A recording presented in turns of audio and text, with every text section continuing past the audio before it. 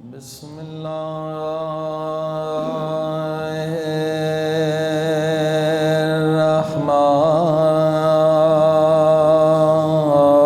الرحمن الرحيم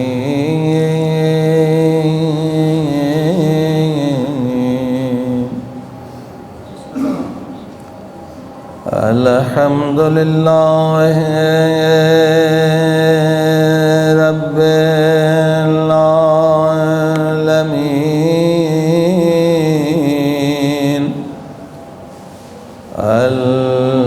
الحمد لله كما هو أهله والصلاة والسلام على سيد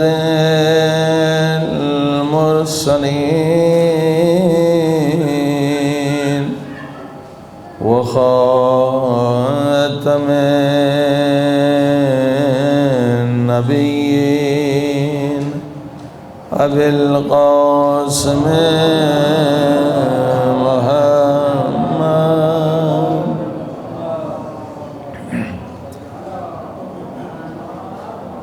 وآله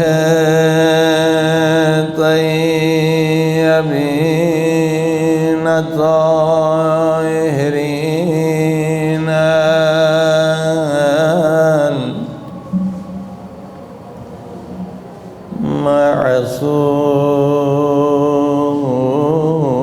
المعصومين. دعاء سرکار امام زمان علیہ السلام. اللهم كل وليك حجة ابن الحسن صلواتك عليه وعلى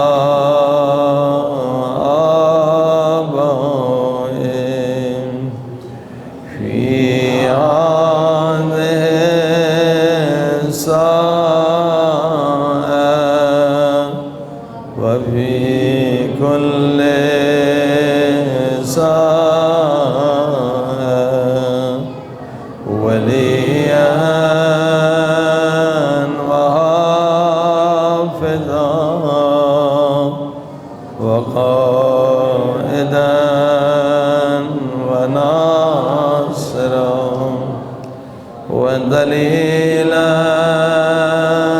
وعينا حتى تسكنه أرضك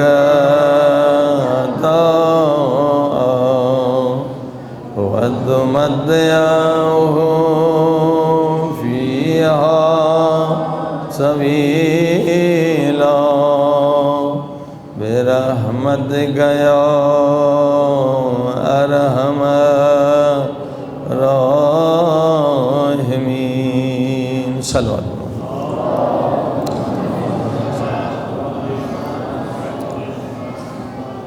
أما بعد فقد قال الله تبارك وتعالى في كتابه المجيد بسم الله الرحمن الرحيم وكل شيء أحصيناه في إمام مبين. صلوات.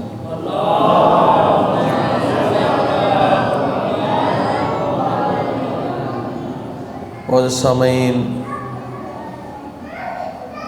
شب شہادت حضرت امام موسیٰ بن جعفر علیہ السلام ہے.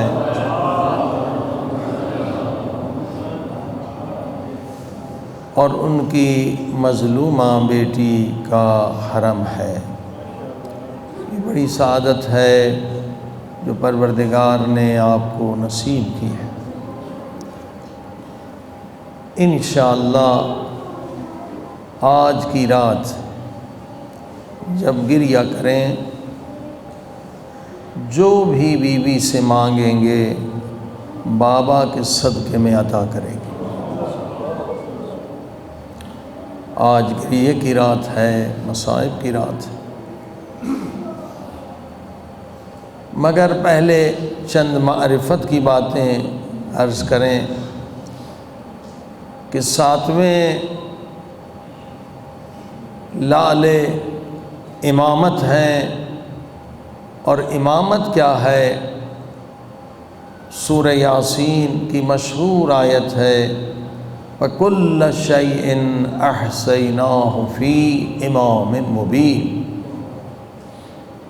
امام مبین وہ حصری ہے جسے پروردگار نے ہر شے کا علم عطا فرمایا، ہر شے کا علم، ہر چیز کا علم اللہ پاک نے امام مبین کو عطا کیا۔ اسی لیے امام کی کم سے کم پہچان یہ ہے کہ وہ دنیا کی ہر زبان جانتا ہو، حق اور باطل کی یہ پہچان ہے کہ اگر کوئی کہتا ہے کہ میں امام ہوں، میں پیمبر کا جانشین ہوں، میں پیمبر کا وصی ہوں، میں پیمبر کا وارث ہوں، تو پیمبر کون سے پیمبر؟ ہمارے پیمبر تو وہ ہیں کہ اللہ پاک قرآن میں فرما رہا ہے وَمَا أَرْسَلْنَاكَ إِلَّا رَحْمَةً لِلْعَالَمِينَ۔ یہ نبی وہ ہے جو صرف مکے مدینے والوں کا نبی نہیں، عالمین کا نبی ہے، عالمین کا نبی ہے۔ اب عالمین میں کون سی مخلوق ہے؟ جو مخلوق عالمین میں موجود ہے، انسان بھی عالمین میں موجود ہیں، جن بھی عالمین میں موجود ہیں، فرشتے بھی عالمین میں موجود ہیں، پرندے بھی عالمین میں موجود ہیں، حیوانات بھی عالمین میں موجود ہیں۔ تو وارث پیمبر وہ بن سکتا ہے وہ صرف سارے انسانوں کی زبانیں نہ جانتا ہو بلکہ جنوں کی زبان بھی جانتا ہو، فرشتوں کی زبان بھی جانتا ہو، حیوانوں کی زبان بھی جانتا ہو، پرندوں کی بھی زبان جانتا ہو۔ صلوات پڑھی محمد و آل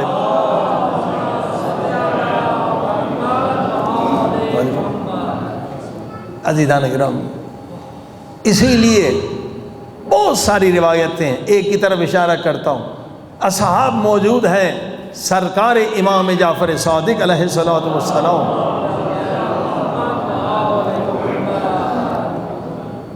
گھر میں تشریف فرما ہے۔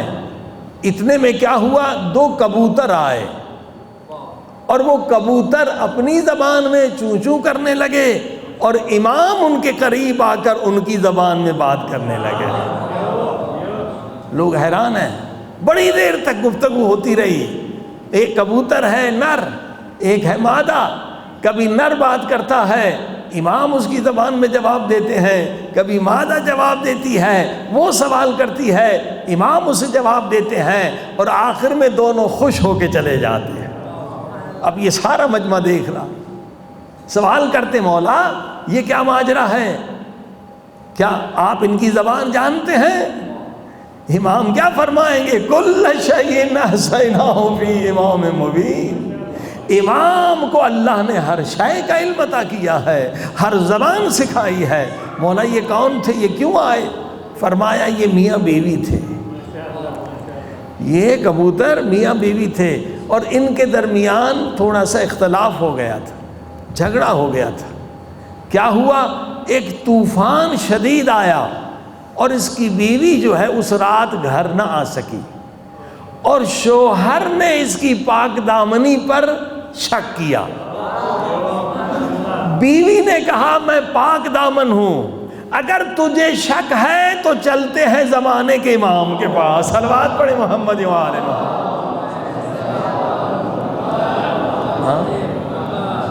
اگر زمانے کے امام گواہی دے دیں کہ میں پاک دامن ہوں پھر تو مان لو گے؟ کہا ہاں پھر مان لوں گے۔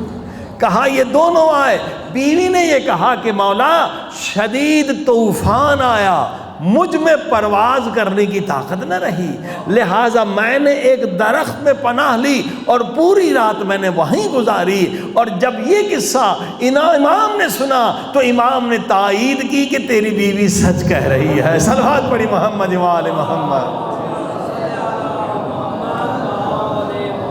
عزیزو، یہ ہے ہمارے امام جو پرندوں کی زبان بھی جانتے ہیں، جنوں کی زبان بھی جانتے ہیں۔ کئی مرتبہ جن مولا کی خدمت میں آئے ہیں، اور سانپوں کی زبان بھی جانتے ہیں۔ کئی مرتبہ بڑے بڑے اژدہا مولا علی کے پاس آئے ہیں، اور یہ چونٹی کی زبان بھی جانتے ہیں۔ صلوات پڑھی محمد و آل محمد۔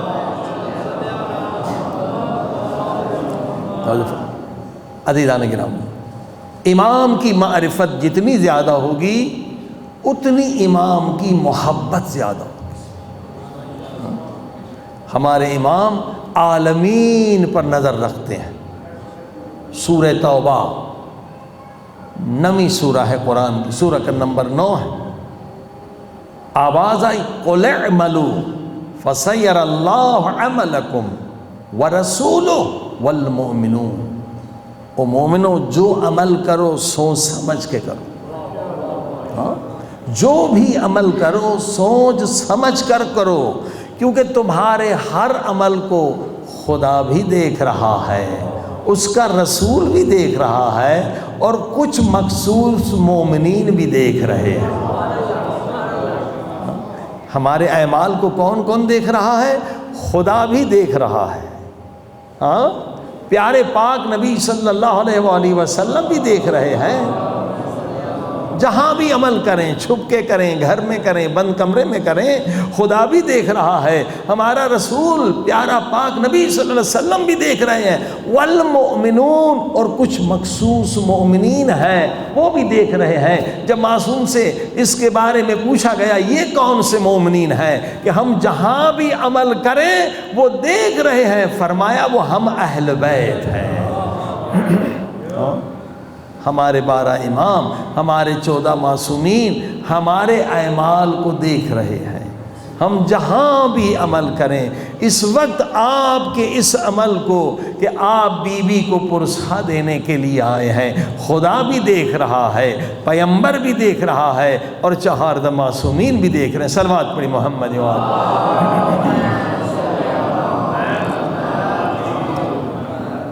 عزیزان کرام، لہٰذا ہر عمل انسان سوچ بچار کے بعد کرے۔ دیکھیے قرآن کہتا ہے یا ایھا الذین آمنو، اے مومنو، آمنو باللہ، اللہ پر ایمان لے کر آؤ۔ اے مومنو، مومن بن جاؤ۔ ہاں، مومنوں سے خطاب ہے، اے مومنو مومن بن جاؤ۔ یعنی خدا کہہ رہے تم دعویٰ تو ایمان کی کر رہے ہو مگر ابھی تک تم مومن نہیں ہو۔ پھر دوسرے مقام پر فرمایا قالت الاعراب آمنا، عرب آئے کہنے لگے ہم مومن ہیں۔ خدا کی آواز ہے قل لم تؤمنو، انہیں کہہ دو کہ ابھی تک تم مومن نہیں بنے، مسلمان ہو مگر تم مومن نہیں بنے۔ عزیزو، اصل کمال ہے مومن بننے کا، اصل لذت ہے ایمان میں، اصل مزہ ہے ایمان میں، اصل کامیابی ہے ایمان میں۔ صلوات پڑھی محمد و آل محمد۔ دیکھیں ایمان ہے کیا؟ ایمان ایک طاقت کا نام ہے، ایمان ایک قدرت کا نام ہے، ایمان ایک پاور کا نام ہے۔ اگر ایمان نہیں اس بندے میں طاقت نہیں، اگر ایمان نہیں اس میں پاور نہیں۔ ایمان کی دوسری تعریف، ایمان کیا ہے؟ ایمان نام ہے آزادی کا۔ ایمان کیا ہے؟ ایمان نام ہے آزادی کا۔ جس کے اندر ایمان نہیں وہ غلام ہے، وہ آزاد نہیں ہے، وہ ابھی تک بیچارہ غلام ہے، غلامی کی زندگی بسر کر رہا ہے۔ عزیزو، آزادی انسان کا پیدائشی حق ہے، یہ انسان کا پیدائشی حق ہے۔ یہ سارے دنیا کے لوگ سمجھدار سمجھتے ہیں اور یہ نعرہ بھی لگاتے ہیں کہ فریڈم یعنی آزادی از برتھ رائٹ، یعنی پیدائشی انسان کا حق ہے، اللہ نے انسان کو آزاد خلق کیا ہے، اور اللہ چاہتا ہے انسان آزاد رہے، آزاد زندگی کرے، آزاد عبادت کرے، اور آزاد ہو کر دنیا سے چلا جائے۔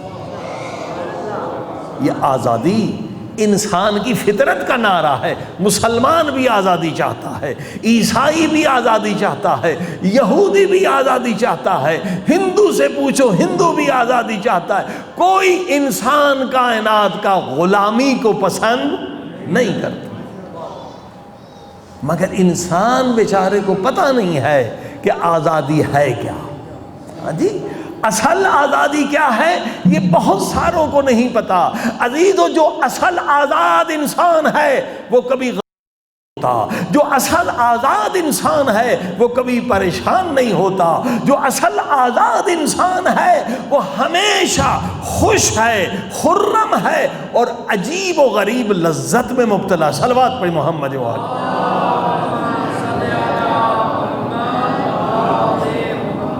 یہ سارے دکھ درد ان کے لیے ہیں جو غلام ہیں۔ آزاد انسان کے لیے دکھ درد نہیں ہے، وہ ہمیشہ خوش ہے، ہمیشہ خرم ہے، ہر جگہ پہ آزاد ہے۔ عزیزان گرامی، جو انسان آزاد ہے اگر اسے زندان میں بند بھی کر دیں تب بھی وہ غمگین۔ امام موسیٰ بن جعفر سے بڑھ کے کون آزاد ہوگا؟ ہاں، جب ظالموں نے 14 برس اس معصوم امام کو زندان میں رکھا، دیکھیے آزادی کسے کہتے ہیں۔ جیسے زندان میں قدم رکھا، کہا اے میرے مالک، میں تیرا شکر کرتا ہوں کہ جو میں مانگتا تھا وہ مجھے مل گیا۔ یہ ہے انسان آزاد۔ آئیے آج مولا سے آزادی سیکھیں۔ دشمنوں نے سمجھا قید میں بند کر دیں گے امام کو تکلیف ہوگی، امام کہتے اے خدا تیرا شکر ہے کہ جو چیز میں نے مانگی تھی وہ مجھے مل گئی۔ اے خدا، میں تجھ سے راز و نیاز کرنا چاہتا تھا، لوگ آتے تھے مزاحم بنتے تھے، تو نے مزاحمت دور کر دی کہ فقط تو اور میں اور راز و نیاز۔ صلوات پڑھی محمد و آل محمد۔ یہ ہے آزادی۔ آئیے دیکھیں آزادی کیا ہے، آئیے معصوم سے سنیں، قرآن سے سیکھیں، حدیث سے سیکھیں۔ عزیزان گرامی، جس انسان کو اپنے تمام اعضاء پر مکمل کنٹرول ہے وہی انسان آزاد ہے، وہی انسان مومن ہے۔ توجہ فرمائیے آپ، کون ہے انسان آزاد؟ ہر انسان کہتا ہے میں آزاد ہوں، مگر بہت سارے سمجھتے نہیں کہ آزادی کیا۔ آزادی اگر مل جائے کبھی ٹینشن نہیں، کبھی اسٹریس نہیں، کبھی پریشانی نہیں، کوئی زندان میں ڈال دے تب بھی آپ شکر کریں گے، ہاں جی، کوئی زخمی کر دے تب بھی آپ شکر کریں گے۔ انسان آزاد کبھی پریشان نہیں ہوتا، کبھی نہیں گھبراتا، مصیبتوں کے پہاڑ گر جائیں مگر وہاں پر بھی وہ خدا کا شکر ادا کرتا۔ یہ ہے انسان آزاد۔ ایک انسان آزاد دوسرے کی مثال بتاؤں، بنی امیہ نے ایک مومن کو بازار میں لٹایا، بازار میں لٹا کے قمیص اتاری، قمیص اتار کر تلوار سے اس کے پیٹھ پر زخم اٹھائے، ایک زخم، دوسرا زخم، چوتھا زخم، پانچواں، چھٹا، ساتواں، پوری پیٹھ خون سے بھر گئی۔ اب کیا کیا ظالموں نے؟ کہا تازیانے مارو۔ اب تازیانے مارنے شروع کر دیے، مگر دیکھا نہ یہ رو رہا ہے نہ چیخ رہا ہے بلکہ مسکرا رہا ہے۔ یہ ہے انسان آزاد۔ پیٹھ زخمی ہے، ظالم تازیانے مار رہا ہے اور یہ مومن مسکرا رہا ہے۔ جب وہ تھک گئے تازیانے مار کے، کہا تو مسکرا کیوں رہا ہے؟ کہا اس لیے کہ جس کے لیے تازیانے کھا رہا ہوں وہ خدا مجھے دیکھ رہا ہے۔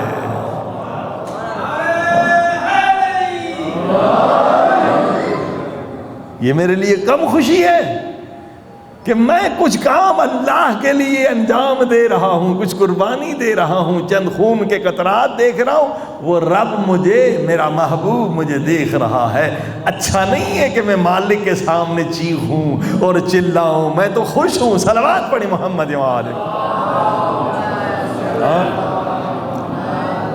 یہ انسان آزاد چھوٹی چھوٹی مصیبتوں میں جو پریشان ہوتے ہیں، کیوں بیچارے غلام ہیں، آزاد نہیں ہیں۔ آئیے دیکھیں آزادی کیا ہے۔ آزادی کی تعریف کیا ہے؟ تمام اعضاء پر مکمل آپ کا کنٹرول ہو۔ اگر کوئی اور آپ کی آنکھ پہ کنٹرول کر رہا ہے تو آپ آزاد نہیں ہیں۔ اگر کوئی اور انسان یا کوئی سبب یا کوئی ریزن آپ کی زبان کو ہلا رہا ہے، آپ آزاد نہیں ہیں، آپ غلام ہیں۔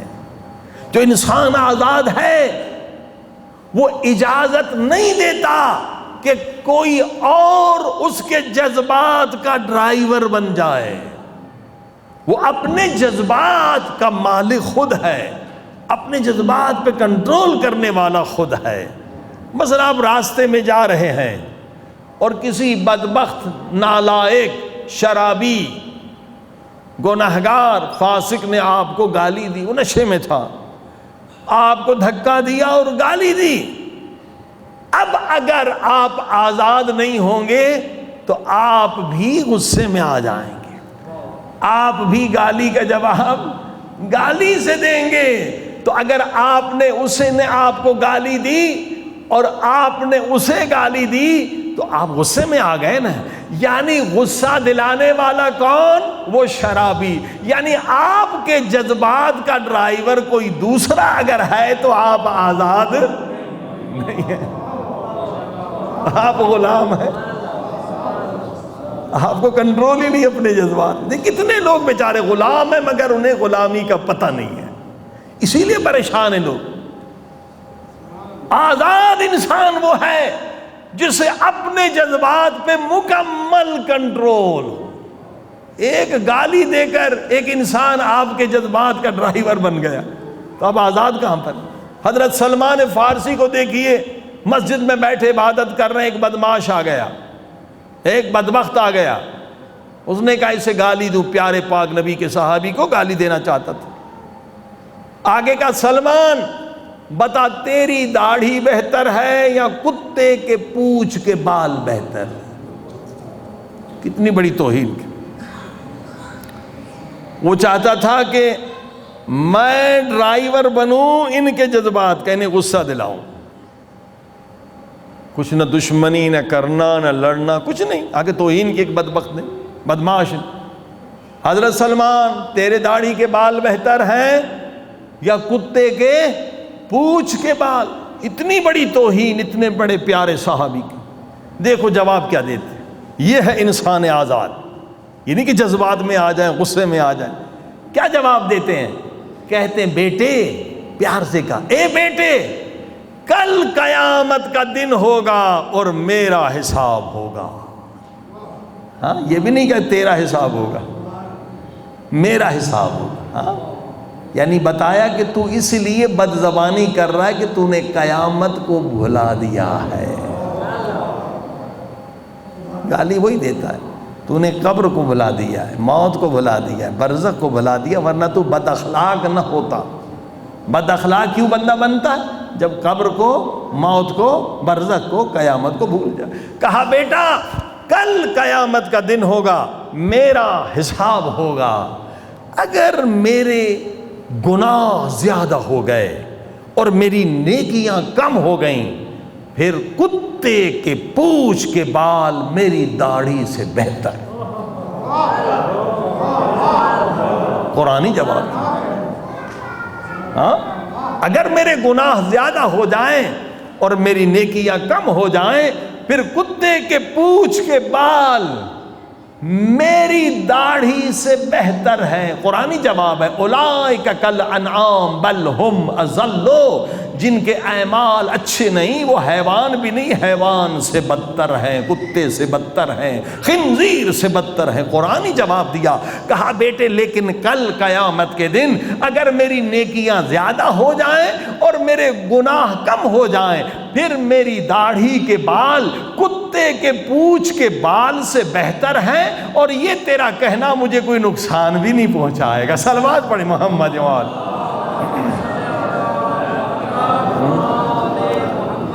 عزیزو یہ ہے انسان آزاد، جو اپنے جذبات پہ کنٹرول نہ کرے وہ غلام ہے، وہ حیوان ہے۔ حیوان کو اپنے جذبات پہ کنٹرول نہیں ہے۔ انسان وہ ہے جس کو غصے پہ کنٹرول ہے، انسان وہ ہے جس کو شہوت پہ کنٹرول ہے، انسان وہ ہے جس کو شکم پہ کنٹرول ہے۔ یہ انسانیت ہے، یہ آزادی ہے۔ عزیزو ابھی پتہ چلے گا، دیکھیے اگر ہمیں اپنی آنکھ پہ کنٹرول نہیں ہے تو ہم آزاد نہیں ہیں۔ ایک گندی شیطانی عورت آ گئی گندا لباس پہن کر، اور ہم اسے دیکھ رہے ہیں، یعنی آنکھوں پہ کنٹرول نہیں ہے۔ جب آنکھوں پہ کنٹرول نہیں تو ہم آزاد نہیں، جب آزاد نہیں تو ایمان بھی نہیں۔ آنکھ کے سامنے انسان ضعیف ہو جائے، اتنی چھوٹی سی آنکھ ہے، اس پہ کنٹرول نہیں، آنکھ اپنی آنکھ پہ کنٹرول نہیں، آنکھ کے سامنے انسان ضعیف ہے، آنکھ کے سامنے انسان ذلیل ہے، کیونکہ غلام ہے، آزاد نہیں۔ عزت آزادی میں ہے، غلامی میں نہیں ہے۔ ہاں اسی طرح سے زبان، 20 یا 18 گناہان کبیرہ کا تعلق زبان سے ہے، اور 100 سے زیادہ ٹوٹل گناہ انسان زبان سے کرتا ہے۔ اب انسان کو زبان پہ کنٹرول نہیں، یوں یہ انسان غلام ہے۔ یہ کبھی غیبت کرتا ہے، کبھی تہمت لگاتا ہے، کبھی گالی دیتا ہے، کبھی بکواس کرتا ہے، کبھی جھوٹی گواہی دیتا ہے، ہزاروں گناہ اس زبان سے کر رہا ہے، ہر روز کر رہا ہے۔ کیوں کر رہا ہے؟ کہ آزاد نہیں۔ عزیزو اصل ایمان آزادی کا نام۔ اسی طرح سے آپ دیکھیے بہت سارے لوگ ہیں انہیں اپنے پیٹ پہ کنٹرول نہیں ہے، کیونکہ آزاد نہیں۔ ہاں جب کھانا کھانے بیٹھتے ہیں تو پیٹ ان پہ حاوی ہوتا ہے، عقل ان پہ حاوی نہیں ہوتا، عقل کا غلبہ نہیں ہوتا۔ پھر شوگر بھی ہو جاتی ہے ہمیں، پھر بلڈ پریشر بھی ہو جاتا ہے، کہ ہم پیٹ کے غلام ہیں۔ بڑے بڑے پیٹ لے کے ہم پھر رہے ہیں، یعنی پیٹ ہم پہ حاوی ہے، ہم پیٹ کے غلام ہیں۔ توجہ فرمائیے، یہ ہے غلامی، پیٹ کی غلامی۔ مولا علی فرماتے اکثر تم جا کے قبرستان میں دیکھو، اور اگر قبروں میں رہنے والوں سے پوچھو بھائی تم کیوں مر گئے ہو، کہنے کہ زیادہ کھانے کی وجہ سے مر گئے۔ ہاں؟ تقریباً 20 سال پہلے بندہ مر جاتا ہے جب پیٹ پہ کنٹرول نہیں ہوتا ہے۔ اگر پیٹ پہ کنٹرول ہو جائے صحت مند بھی رہتا ہے، اچھی زندگی بھی گزارتا ہے، اور کوئی دین کا کام بھی کرتا ہے۔ لیکن جب پیٹ پہ کنٹرول نہیں، ہزار بیماریاں، ام الامراض یہ پیٹ ہے، ساری بیماریوں کی ماں کیا ہے؟ پیٹ، اس پہ کنٹرول ہی نہیں ہو رہا۔ عزیزان کرام یہ غلامی ہے، پیٹ کی غلامی۔ کوئی پیٹ کا غلام، کوئی آنکھ کا غلام، کوئی زبان کا غلام، کوئی کان کا غلام، یہ ساری غلامیاں ہیں۔ ان ساری غلامیوں سے جب انسان آزاد ہو جائے تو انسان مومن بنتا ہے۔ صلوات پڑھی محمد وآلہ۔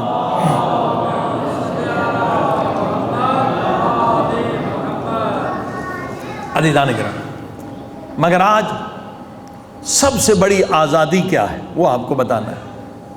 سب سے بڑی آزادی، اگر یہ آزادی نہیں ملی تو آپ کو کچھ بھی دنیا سے نہ ملے۔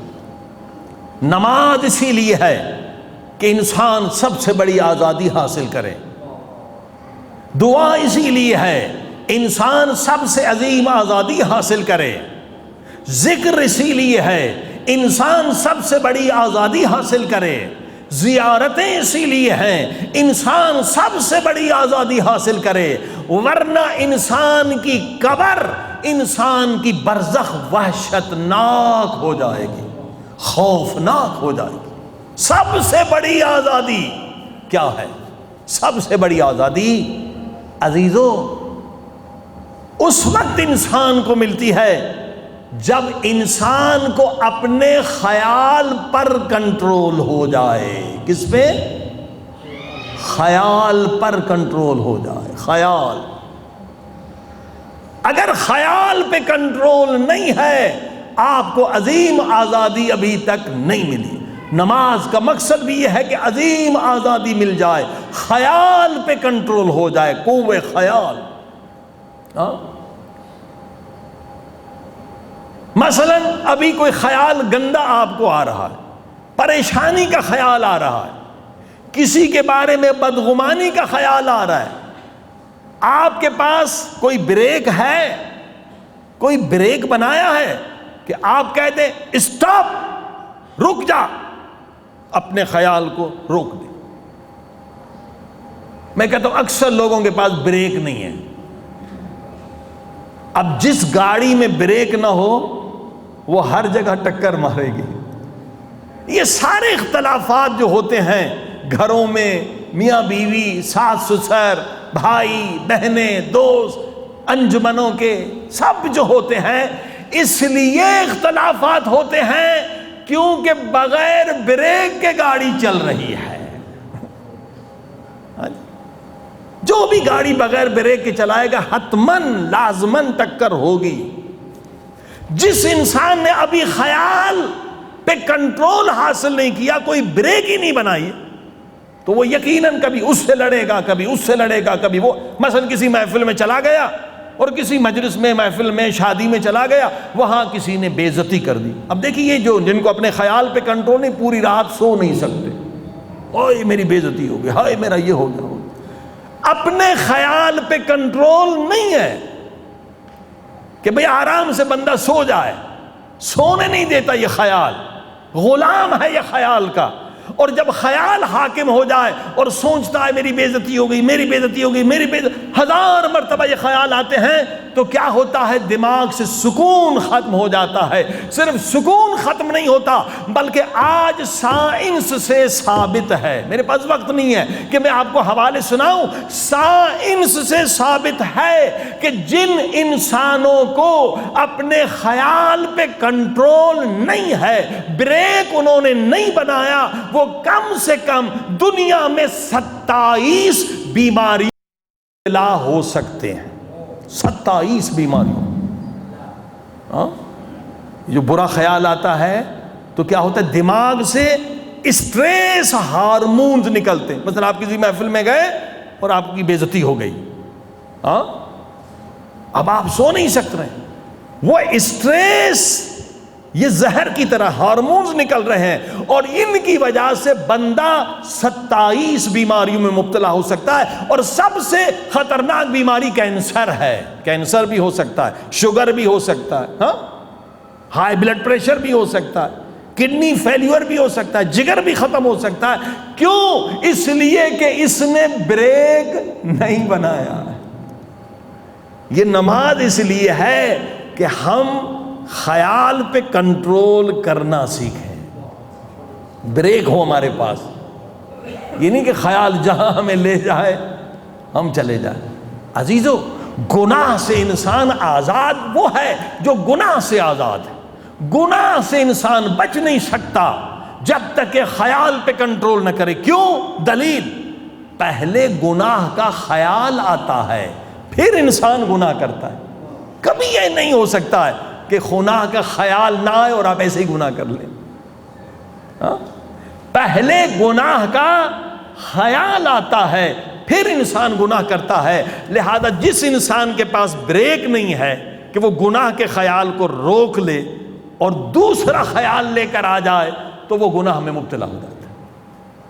اور نماز کا مقصد یہ ہے کہ ہم اپنے خیال پہ کنٹرول کر کے حقیقی آزادی حاصل کر لیں، ایک بریک بنا لیں۔ کیا ہے؟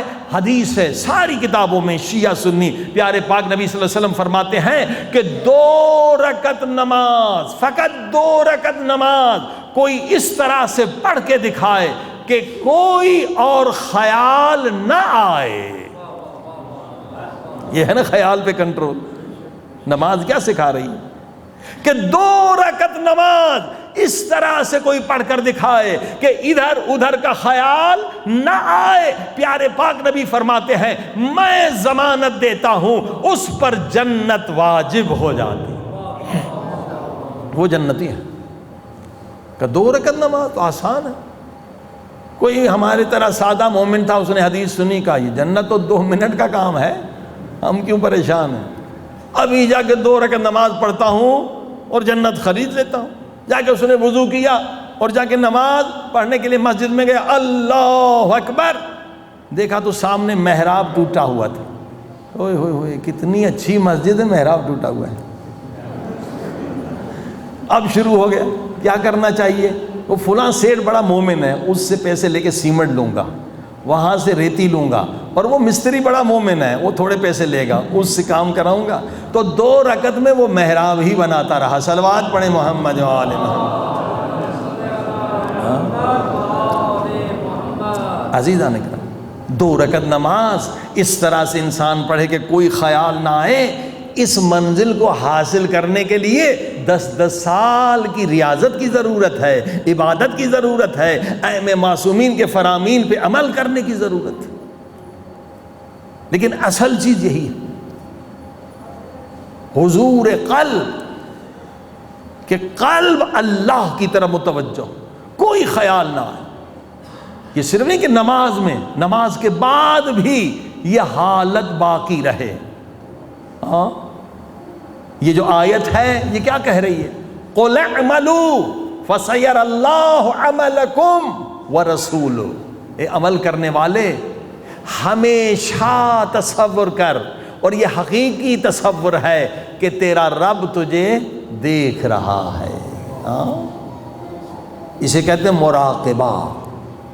حالت مراقبے میں رہو کہ تمہارا مالک تمہیں دیکھ رہا ہے.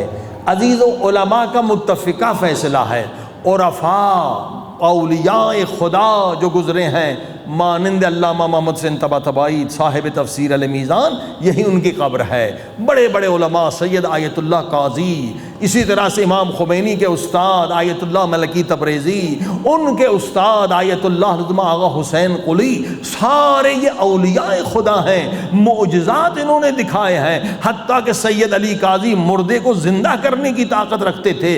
یہ فرماتے ہیں اگر تم چاہتے ہو کہ دنیا میں آزاد ہو جاؤ, اگر تم چاہتے ہو دنیا میں صاحب کرامت ہو جاؤ, اگر تم چاہتے ہو دنیا میں امام زمانہ کی خدمت میں پہنچ جاؤ, جو کچھ چاہتے ہو, فرماتے ہیں کہ مفتاح کل سعادہ, یعنی تمام سعادتوں, تمام کامیابیوں, تمام روحانی مقامات کی کنجی کیا ہے, مراقبہ.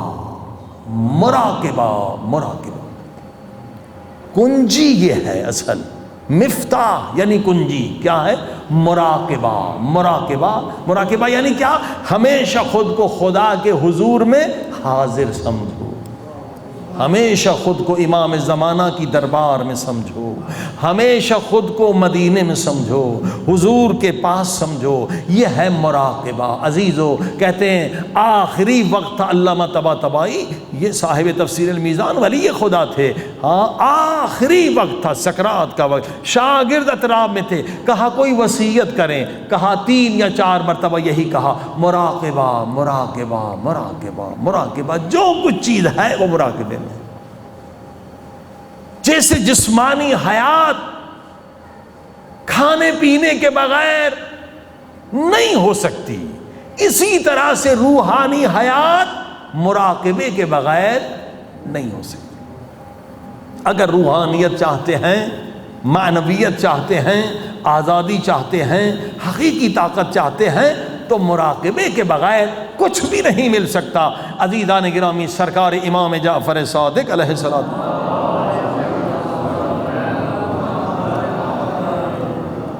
مراقبے کے لیے امام ایک فارمولہ بتاتے ہیں. ایک مومن آتا ہے, کہتا مولا میں نہیں چاہتا گناہ کروں, مگر شیطان بڑا بدبخت ہے, نفس امارہ بڑا بدبخت ہے, وہ مجھے دھوکہ دیتے ہیں اور مجھ سے گناہ ہو جاتا, بہت پشیمان ہو جاتا ہوں, پھر کہتا ہوں میں گناہ نہیں کروں گا. پھر شیطان ملعون مجھے دھوکہ دیتا ہے، پھر مجھ سے گناہ ہو جاتا ہے۔ مولا کوئی ایسا نسخہ، کوئی ایسا فارمولہ بتا دیں میں گناہ کی غلاظت سے، گناہ کی نجاست سے خود کو آزاد کروں۔ امام نے فرمایا ہاں سنو نسخہ، ہر ایک کے لیے یہ نسخہ سرکار کا ہے۔ امام فرماتے پہلے یہ بتا، جب تو گناہ کرتا ہے کیا سوچ کے گناہ کرتا ہے؟ کیا تو یہ سوچتا ہے کہ تیرا رب تجھے نہیں دیکھ رہا؟ کہ مولا نہیں، کبھی میں نے یہ نہیں سوچا کہ میرا رب مجھے نہیں دیکھتا، پھر تو میں کافر ہو جاؤں گا، میرا رب مجھے دیکھ رہا۔ اللہ اکبر۔ ہاں یہی ایک واقعہ، ایک استاد نے اسکول میں کلاس میں بچوں کو کہا امتحان لیتا ہوں عقل مند کون ہے؟ کہا دیکھو بچوں تمہیں انعام ملے گا، سب کو ایک ایک مرغی دی، کہا یہ مرغی وہاں ذبح کرنا جہاں تمہیں کوئی نہ دیکھ رہا ہو۔ کچھ بچے گئے جنگل میں مرغی ذبح کر کے آئے، کچھ گئے بند کمرے میں مرغی ذبح کر کے آئے۔ فقط ایک شاگرد ایسا تھا وہ زندہ مرغی واپس لے کر آیا۔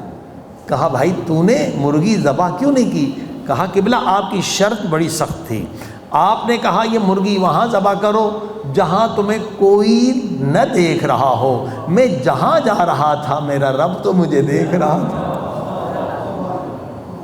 لہذا میں نے کہا مرغی میں ذبح کر نہیں سکتا، جو شرط آپ کی بڑی سخت ہے۔ عزیز و امام یہی فرماتے ہیں، پوچھتے ہیں بتا تو گناہ جب کرتا ہے کیا سوچ کے گناہ کرتا ہے؟ کیا تیرا رب تجھے نہیں دیکھتا؟ کیا یہ تیرا عقیدہ ہے؟ کہا نہیں مولا میرا ہرگز عقیدہ نہیں، میں مسلمان ہوں، میں مومن ہوں، میں جانتا ہوں قرآن کی آیت ہے وَهُوَ مَعَكُمْ أَيْنَمَا كُنْتُمْ، خدا تمہارے ساتھ ہے جہاں بھی ہو، نحن اقرب الیہ من حبل الورید، وہ شہرک سے زیادہ قریب ہے، خدا دیکھتا ہے ہر جگہ ہمیں دیکھتا ہے۔ امام نے کہا اب دیکھو تمہارا جب عقیدہ یہ ہے کہ تیرا رب تجھے دیکھ رہا ہے، ہاں اب امام کہتے میں تجھ سے سوال کرتا ہوں اگر تو گناہ کرے گا، اگر تیرا باپ تجھے دیکھ رہا ہے کیا تو باپ کے سامنے گناہ کرے گا؟ کہا نہیں مولا میں ہمت نہیں کروں گا، اتنا بے حیا نہیں، اتنا بے غیرت نہیں کہ باپ کے سامنے گناہ کروں۔ کہا اگر تیری ماں تجھے دیکھ رہی ہو کیا تو گناہ کرے گا؟ کہا مولا ہرگز نہیں، ماں کے سامنے کون ذلیل گناہ کرے گا۔ کہا چلو یہ بتا جن کی تو عزت کرتا ہے یا جو تیری عزت کرتے ہیں اگر وہ دیکھ رہے ہوں کیا تو گناہ کرے گا؟ کہا مولا نہیں گناہ کرے گا۔ اب دیکھیے جملہ قیامت کا جملہ ہے، اگر یہ دل میں اتر جائے تو مراقبہ یہ اصل بیج ہے تمام سعادتوں کی، تمام روحانی مقامات کی، تمام کرامتوں کی۔ بیج کیا ہے؟ مراقبہ ہے، یعنی خود کو ہمیشہ خدا کی دربار میں حاضر سمجھو۔ اب امام کا جملہ بھی قیامت کا جملہ ہے، بہت طاقتور جملہ ہے۔ امام نے کہا دیکھ ابھی تو نے اقرار کیا اگر تیرا باپ تجھے دیکھے تو گناہ نہیں کرے گا، اگر تیری ماں تجھے دیکھے تو گناہ نہیں کرے گا، جن کی تو عزت کرتا ہے اگر وہ تجھے دیکھیں تو گناہ نہیں کرے گا۔ اس کا مقصد یہ ہوا تو ادھر کہتا ہے خدا مجھے دیکھتا ہے اور پھر بھی اگر تو گناہ کرتا ہے تو کیا تو ثابت کرتا ہے؟ یعنی اس وقت جس وقت تو گناہ کر رہا ہے اس وقت تیرے دل میں خدا کی عزت ایک عام انسان کے برابر بھی نہ تھی۔ اگر اس وقت تو خدا کی عزت ایک عام آدمی کے برابر بھی کرتا تو مر جاتا، گناہ نہ کرتا۔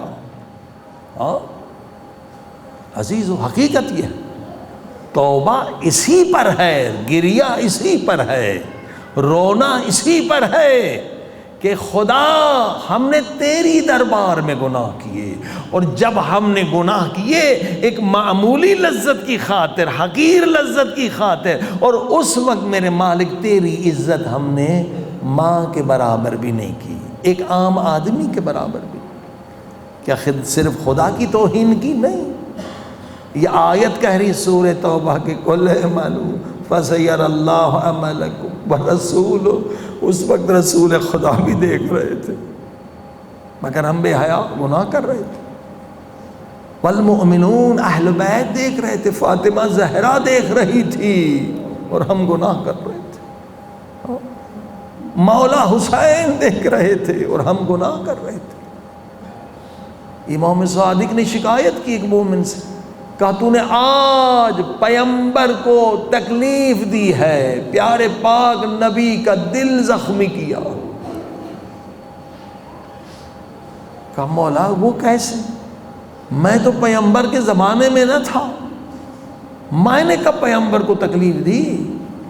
فرمایا آج تو نے پیغمبر کا دل زخمی کیا ہے۔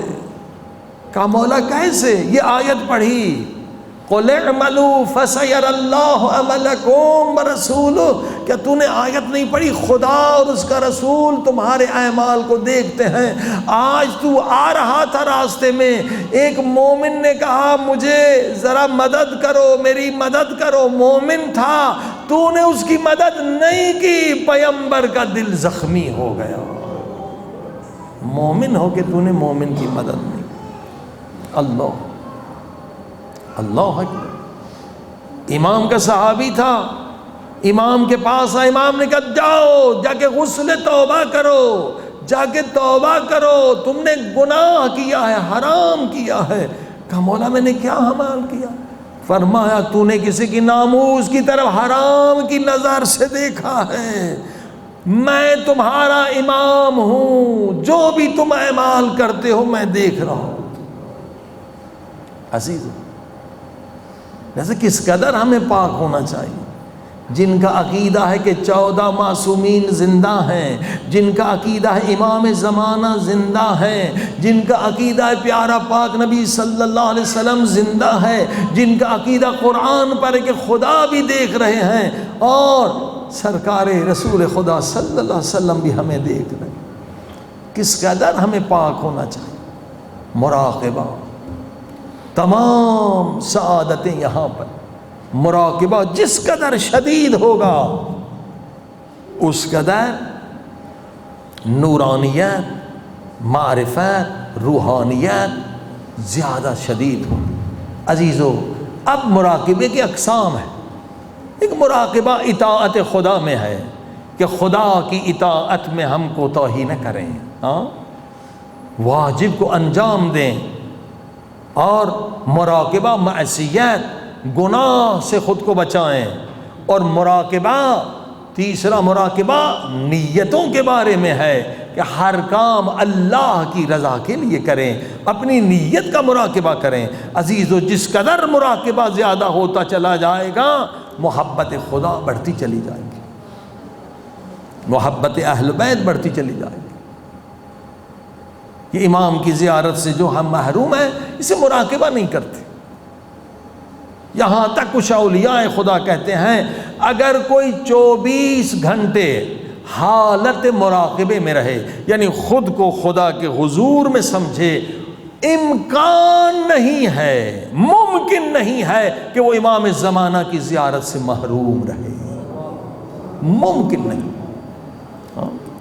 ہم 2 رکعت نماز میں مراقبہ نہیں کر سکتے، چاہے کہ 20 تو 4 یعنی 24 گھنٹے پہلے نماز میں مراقبہ سیکھیں، نماز میں حضور قلب سیکھیں۔ محبت خدا اس وقت ملتی ہے جب مراقبہ انسان کے دل میں شدید ہو۔ عزیزان گرامی یقیناً یہ پیارا مقام ہے، یہ عظیم شان حرم ہے۔ اب آپ دیکھیے جب آپ زری کے سامنے جاتے ہیں کس قدر مراقبہ ہوتا ہے، کس قدر آنکھوں سے آنسو بہتے ہیں، کس قدر معنویت آتی ہے۔ اہل بیت یہ چاہتے ہیں یہی حالت برقرار رہے۔ ہاں آپ زائرین ہیں، واپس بھی جائیں تو آپ زائر ہیں امام رضا کے، آپ زائر ہیں بی بی کے، وہاں بھی بی بی آپ کو دیکھ رہی ہے، وہاں بھی امام رضا آپ کو دیکھ رہے ہیں۔ اگر یہ حالت رہے تو یقین کے لیے ہے کہ کچھ زائرین کو ایک حج مستحب کا ثواب ہے، اور کچھ زائرین جو معرفت صحیح رکھتے ہیں، مراقبہ صحیح رکھتے ہیں، ان کو 70,000 مقبول مستحب حجوں کا ثواب۔ یہ مراقبے کی وجہ سے جو بھی ثواب میں زیادتی ہے، مراقبہ کتنا شدید ہے۔ عزیزو ساری سعادتیں یہ ہے، اگر مراقبے میں ہم رہیں اخلاق بہتر ہو جائے گا، اعمال ہمارے بدل جائیں گے، آپ دیکھیے حضرت آیت اللہ العظمیٰ مقدس اردبیلی کے لیے لکھتے ہیں، ان کا مراقبہ اتنا شدید تھا، اس قدر اپنے دل و دماغ پر یہ چیز ڈال دی تھی، خدا مجھے دیکھ رہا ہے، اہل بیت مجھے دیکھ رہے ہیں، امام زمانہ مجھے دیکھ رہے ہیں، اور اسی مراقبے کی وجہ سے کتنی مرتبہ امام زمانہ کی خدمت میں پہنچے ہیں۔ فرمایا اتنا مراقبہ شدید تھا کہ 40 سال زندگی کے ہو گئے، 40 سال کبھی انہوں نے بچے کو بھی نہیں ڈانٹا، کبھی ان کی آواز اونچی نہیں ہوئی، کبھی بیوی کو نہیں ڈانٹا، کبھی نوکر کو نہیں ڈانٹا۔ کیسے انسان ڈانٹ سکتا ہے، کیسے اونچی آواز کر سکتا ہے اگر انسان کا عقیدہ یہ ہے کہ خدا مجھے دیکھ رہے ہیں، خدا دیکھ رہا ہے، پیغمبر دیکھ رہے ہیں، اہل بیت دیکھ رہے ہیں۔ قرآن کی آیت ہے، پیغمبر کی آواز سے اپنی آواز بلند مت کرو۔ 40 سال کبھی آواز بلند نہیں کی، گناہ تو دوسری بات، کیسے گناہ انسان کر سکتا ہے، با ادب انسان بن جاتا ہے۔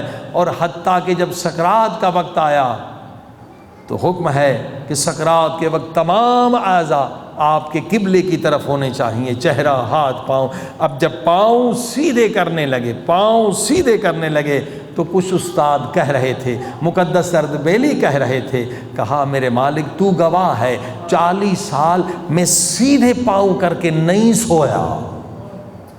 اللہ اکبر!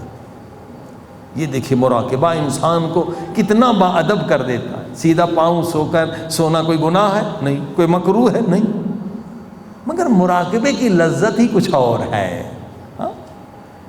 مقدس اردبیلی کہہ رہے میرے اللہ تو گواہ ہے، 40 سال میں پاؤں سیدھا کر کے نہیں سویا، کیونکہ ہمیشہ میں خود کو تیرے حضور میں سمجھتا تھا کہ یہ بے ادبی ہو جائے گی کہ میں پاؤں سیدھے کروں، میرا پیغمبر مجھے دیکھ رہا ہے، میرا امام زمانہ مجھے دیکھ رہا ہے۔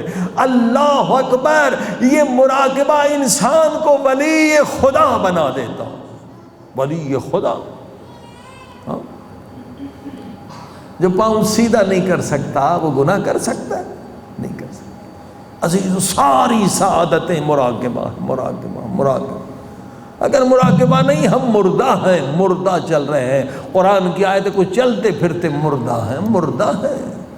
زندہ وہ ہے، آزاد وہ ہے، مومن وہ ہے، ولی خدا وہ ہے، عاشق خدا وہ ہے جو ہمیشہ مراقبے کی حالت۔ ساری سعادتوں کی جڑ مراقبہ۔ اب کیا کریں کہ حالت مراقبہ برقرار رہے؟ عزیزو، یہ نکتہ اہم ہے۔ کیا کریں کہ حالت مراقبہ برقرار رہے؟ کل انشاءاللہ تفصیل سے عرض کریں گے۔ آج ایک فارمولہ، ایک آسان نسخہ عرض کر دیتا ہوں۔ کیا کریں کہ ہمیشہ حالت مراقبے میں رہیں، یہ حالت ہم سے ضائع نہ ہو جائے۔ صلوات پڑھیں محمد۔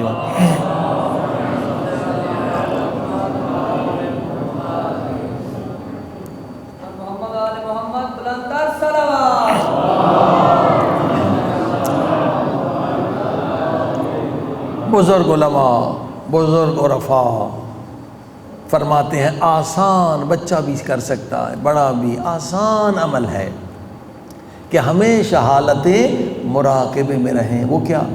ضروری نہیں ہے کہ آپ بڑی بڑی عربی میں دعائیں یاد کریں، اگر سعادت ہو تو بسم اللہ۔ ضروری نہیں کہ بڑی بڑی دعائیں، ہر انسان کے پاس طاقت نہیں ہے، وقت نہیں ہے۔ اپنی زبان میں فرمایا، اپنی زبان میں چلتے پھرتے، آفس میں، دفتر میں، گھر میں، جہاں جو حالات ہیں اس کے مطابق کیا کریں؟ اپنے رب سے بات کرنا سیکھیں۔ کیا؟ اپنی زبان میں، اردو میں، پنجابی میں، سرائکی میں، جو انگریزی میں جو زبان آتی ہے، اپنے رب سے بات کرنا شروع کریں۔ اور کوئی شرط شروط نہیں ہے، جیسے چاہیں اپنے رب سے بات کریں۔ اے میرے اللہ تو کتنا اچھا ہے، اللہ کی نعمتوں کو یاد کریں۔ اے میرے اللہ مثلا سڑک پہ جا رہے ہیں، اندھے کو دیکھا، اے میرے اللہ تو نے مجھے اندھا خلق نہیں کیا۔ سڑک پہ جا رہے ہیں، لولے لنگڑے کو دیکھا، میرا اللہ تیرا شکر ہے تو نے مجھے لولا لنگڑا پیدا نہیں کیا۔ اسی لیے ہو کہ قبرستان میں ہر روز نہیں تو ہفتے میں ایک مرتبہ جایا کریں۔ اے میرے اللہ کتنے جوان تم مجھ سے پہلے مر گئے، کتنے صحت مند تھے مجھ سے پہلے مر گئے۔ اے میرے اللہ تیرا شکر ہے تو نے مجھے موقع دیا کہ ابھی تک میں زندہ ہوں، میں توبہ کر لاؤں۔ ابھی اب حرم حضرت معصومہ کم میں بیٹھے ہیں نا، اب کیا حالات ہے میرے اللہ، میں گنہگار کہاں، حضرت معصومہ کم کا حرم کہاں، میں لائق نہ تھا۔ اے میرے اللہ یہ تو نے کرم کیا کہ مجھے یہاں بلا دیا۔ اے میرے اللہ کتنے مجھ سے امیر ہیں ابھی تک نہیں آئے، کتنے بڑے طاقتور ہیں، یہ تو نے مجھ پہ لطف کرم کیا ہے۔ اسپتال میں جایا کریں، بیماروں کو دیکھا کریں، کتنی 5000 بیماریاں ہیں خطرناک۔ اے میرے اللہ تو نے مجھے ایک بیماری نہیں دی، تو کتنا اچھا، اللہ کی نعمتوں کو یاد کریں۔ اے میرے اللہ میں شمار نہیں کر سکتا تیری نعمتوں کو، پھر اپنے گناہوں کو یاد کریں۔ میرے اللہ فلاں جگہ میں نے گناہ کیا، میں لائق تھا کہ تو آسمان سے مجھ پہ عذاب نازل کرتا، مگر تو نے اپنے کرم سے مجھے چھوڑ دیا، مجھے توبہ کے لیے موقع دیا۔ اے میرے اللہ وہاں پر میں نے آنکھوں سے گناہ کیا، اگر تو چاہتا مجھے اندھا کر دیتا، مگر تو نے مجھے اندھا نہیں کیا۔ اے خدا فلاں کام میں گناہ کرنے کے لیے گیا، اگر تو چاہتا میرے پاؤں کو کاٹ دیتا، مگر تو نے میرے پاؤں نہیں کاٹے۔ اے میرے اللہ میں نے کتنی غیبتیں کی، اے میرے اللہ میں نے کتنے جھوٹ بولے، مگر تو نے ابھی تک میری زبان مجھ سے نہیں چھینی۔ اے میرے اللہ ان کانوں سے میں نے کتنے گناہ کیے، ابھی تک یہ کان تو نے نہیں چھینے۔ یہ ساری اللہ سے باتیں ہیں، فارغ نہ بیٹھو، خیال کو پاک کرنا ہے، خیال پہ کنٹرول کرنا ہے، تو اللہ سے بات کرنا سیکھو۔ عزیزو یہ اس لیے بھی بہت ضروری ہے، جنہوں نے دنیا میں اللہ سے باتیں کرنا نہیں سیکھی ان کے لیے قبر جہنم کا گڑھا بن جائے گا۔ قبر میں تو اکیلا رہنا ہے۔ اگر اللہ سے رشتہ نہیں جوڑا، اللہ سے باتیں کرنا نہیں سیکھی، تو وہاں قبر میں جہنم کا گڑھا ہوگا، وہاں پہ عذاب ہوگا، دردناک عذاب ہوگا۔ آپ دیکھیں کہ کسی کو کچھ نہیں، سارا کھانا دے پینا دے، ایک بند کمرے میں، جیل کیا ہے، بند کمرے میں رکھ لیں، وہ کہتے ہیں عذاب ہے، کیونکہ کوئی بات کرنے والا نہیں ہے۔ لیکن جو عاشق ہے امام موسیٰ بن جعفر جیسے، وہ کیا کہتے ہیں، میرے اللہ تیرا شکر ہے کہ تو نے مجھے تنہائی دے دی کہ میں تجھ سے باتیں کروں، تو مجھ سے باتیں کرے۔ اے میرے اللہ میری دل کی تمنا پوری ہو گئی، تو نے جیل میں تنہائی مجھے دے دی۔ عزیزو سب سے بڑا جیل گنہگار کے لیے قبر ہے۔ جس نے خدا سے باتیں کرنا نہیں سیکھی وہ قبر میں عذاب میں ہے، اور جس نے دنیا میں خدا سے باتیں کرنا سیکھ لی وہاں قبر نہیں ہے بلکہ بہشت ہے، باغ بہشت۔ اللہ سے باتیں کرنا سیکھیں۔ حدیث میں حضرت موسیٰ گزر رہے تھے، ایک ان پڑھ آدمی تھا بیچارہ، اللہ سے باتیں کر رہا تھا، میرے اللہ تو کتنا اچھا ہے، تو نے مجھے بکریاں دی ہیں، تو نے مجھے گائے دی ہے، تو نے مجھے بیوی بچے دیے ہیں، میرے اللہ میں تیرا عاشق ہوں، ایک دن میرے پاس آ جا، میں تیرے سر پہ تیل لگاؤں گا، تیرے بالوں کو کنگھی دوں گا، میرے اللہ میں تجھے مالش کروں گا، میرے اللہ آ جا میں تیرے پاؤں دباؤں گا، میں تیرا سر دباؤں گا۔ حضرت موسیٰ جلال میں آ گئے، کیسی باتیں کر رہے ہو، اللہ کا کوئی جسم ہے، ایسا مت کہو گناہ ہو جائے گا۔ وہ بیچارہ چپ ہو گیا۔ ادھر سے فوراً وحی نازل ہوئی، موسیٰ یہ تو نے کیا کر دیا، تیرا کام میرے بندوں کو مجھ سے ملانا ہے یا جدا کرنا؟ وہ جیسے بھی باتیں کر رہا تھا، میں تو اس کا دل جانتا ہوں، میں تو اس کا ایمان جانتا ہوں۔ اللہ اللہ، اب آپ نے دیکھا کوئی شرط نہیں ہے، جیسے باتیں کریں اللہ سے باتیں کریں، حتیٰ کہ شکایت بھی اللہ سے کریں تو وہ عبادت بن جاتی ہے۔ لوگوں سے شکایت نہ کیا کریں، شکایت بھی کرنی ہے، اپنے نفس کے خلاف شکایت کرنی ہے، کسی اور چیز کے خلاف تو خدا سے شکایت کریں۔ وہ شکایت شکایت کرنا بھی عبادت قبول کر لیتا ہے، عبادت اس سے بنا دیتا ہے۔ بس عزیزو، اللہ سے باتیں کرنا اگر ہم نے سیکھ لیا، یہ سب سے آسان ہے مراقبہ۔ مراقبہ اگر ہے ہم زندہ ہیں، مراقبہ اگر نہیں ہے ہم مردہ ہیں۔ صلوات پڑھی محمد وآلہ۔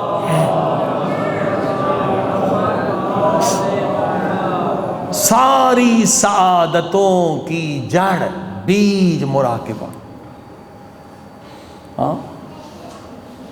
حضرت آیت اللہ العظمیٰ سید علی قاضی کا انتقال ہونے لگا۔ اولیاء خدا انہوں نے تربیت دی، مثلا حضرت آیت اللہ بہجت ان کے شاگرد ولی خدا تھے۔ آیت اللہ بہجت جس طرح سے سامنے دیکھتے تھے اس طرح سے پیچھے بھی دیکھتے تھے، ولی خدا تھے۔ کئی کرامات لوگ جانتے ہیں، لوگ ان کے سامنے آتے ہوئے گھبراتے تھے، انسانوں کی باطنی شکل جانتے تھے، اندر سے انسان ہے یا حیوان ہے۔ یہ ان کے شاگرد سید علی قاضی رحمۃ اللہ علیہ سے شاگردوں نے کہا اب آپ کا انتقال ہو رہا ہے، استاد کے بغیر ہم نہیں رہ سکتے، ہم کہاں جائیں، کہاں جائیں؟ تو فرمایا جائیں تبریز میں۔ کہ وہاں کون ہے؟ کہ وہاں شیخ جواد تبریزی ہیں۔ یہ شیخ جواد تبریزی استاد ہیں آیت اللہ شہید دستغیب اور بہت سارے علماء۔ تو فرمایا ان کے استاد کون تھے؟ شیخ جواد تبریزی کی قبر یہیں پر ہے، قم میں ہے۔ فرمایا ان کے استاد کون ہیں؟ تو سید علی قاضی فرماتے ہیں ان کا کوئی استاد نہیں، انہوں نے ڈائریکٹ خدا سے علم حاصل کیا، عرفان انہیں خدا سے ڈائریکٹ۔ کہا ایسا بھی ہو سکتا ہے کہ بغیر استاد کے کوئی عارف باللہ بن جائے اور ڈائریکٹ خدا سے علم مل جائے؟ فرمایا ہاں، دو چیزیں اگر کوئی انسان پیدا کر لے تو خدا ڈائریکٹ اس کے دل میں علم نازل کرتا۔ امام صادق علیہ السلام کی بھی حدیث ہے کہ یہ علم حقیقی نہیں ہے جو کتابوں سے پڑھا جاتا ہے، یہ تقلید ہے، جو کتاب والے نے لکھا ہے ہم اس کی پیروی کر رہے ہیں۔ امام فرماتے علم حقیقی وہ ہے جو خدا کی طرف سے مومن کے دل میں نازل ہوتا، ڈائریکٹ نازل ہوتا، علم حقیقی وہ ہے، عرفان وہ ہے۔ فرمایا وہ دو کون سی چیزیں ہیں کہ بغیر استاد کے انسان علم عرفان حاصل کرے؟ فرمایا شیخ جواد تبریزی پورا سال روزے سے رہتے تھے، سوائے 2 روزوں کے جو روزے جائز نہیں ہیں، 2-3 روزے، عاشور اور 2 عید کے روزے، 3 دن کے علاوہ پورا سال زندگی بھر جب سے انہوں نے ریاضت شروع کی ہمیشہ وہ روزے سے رہتے تھے، اور دوسری چیز وہ ہمیشہ حالت مراقبے میں ہوتے تھے، ایک لمحے کے لیے خود کو خدا سے غافل نہیں سمجھتے تھے۔ ان کا مراقبہ شدید تھا، 24 گھنٹے وہ خود کو خدا کی دربار میں سمجھتے تھے۔ اگر کوئی چیز انسان یہ 2 چیزیں حاصل کر لے تو بغیر استاد کے خدا خود اس کے دل میں علم نازل کرتا ہے۔ صلوات پڑھی محمد۔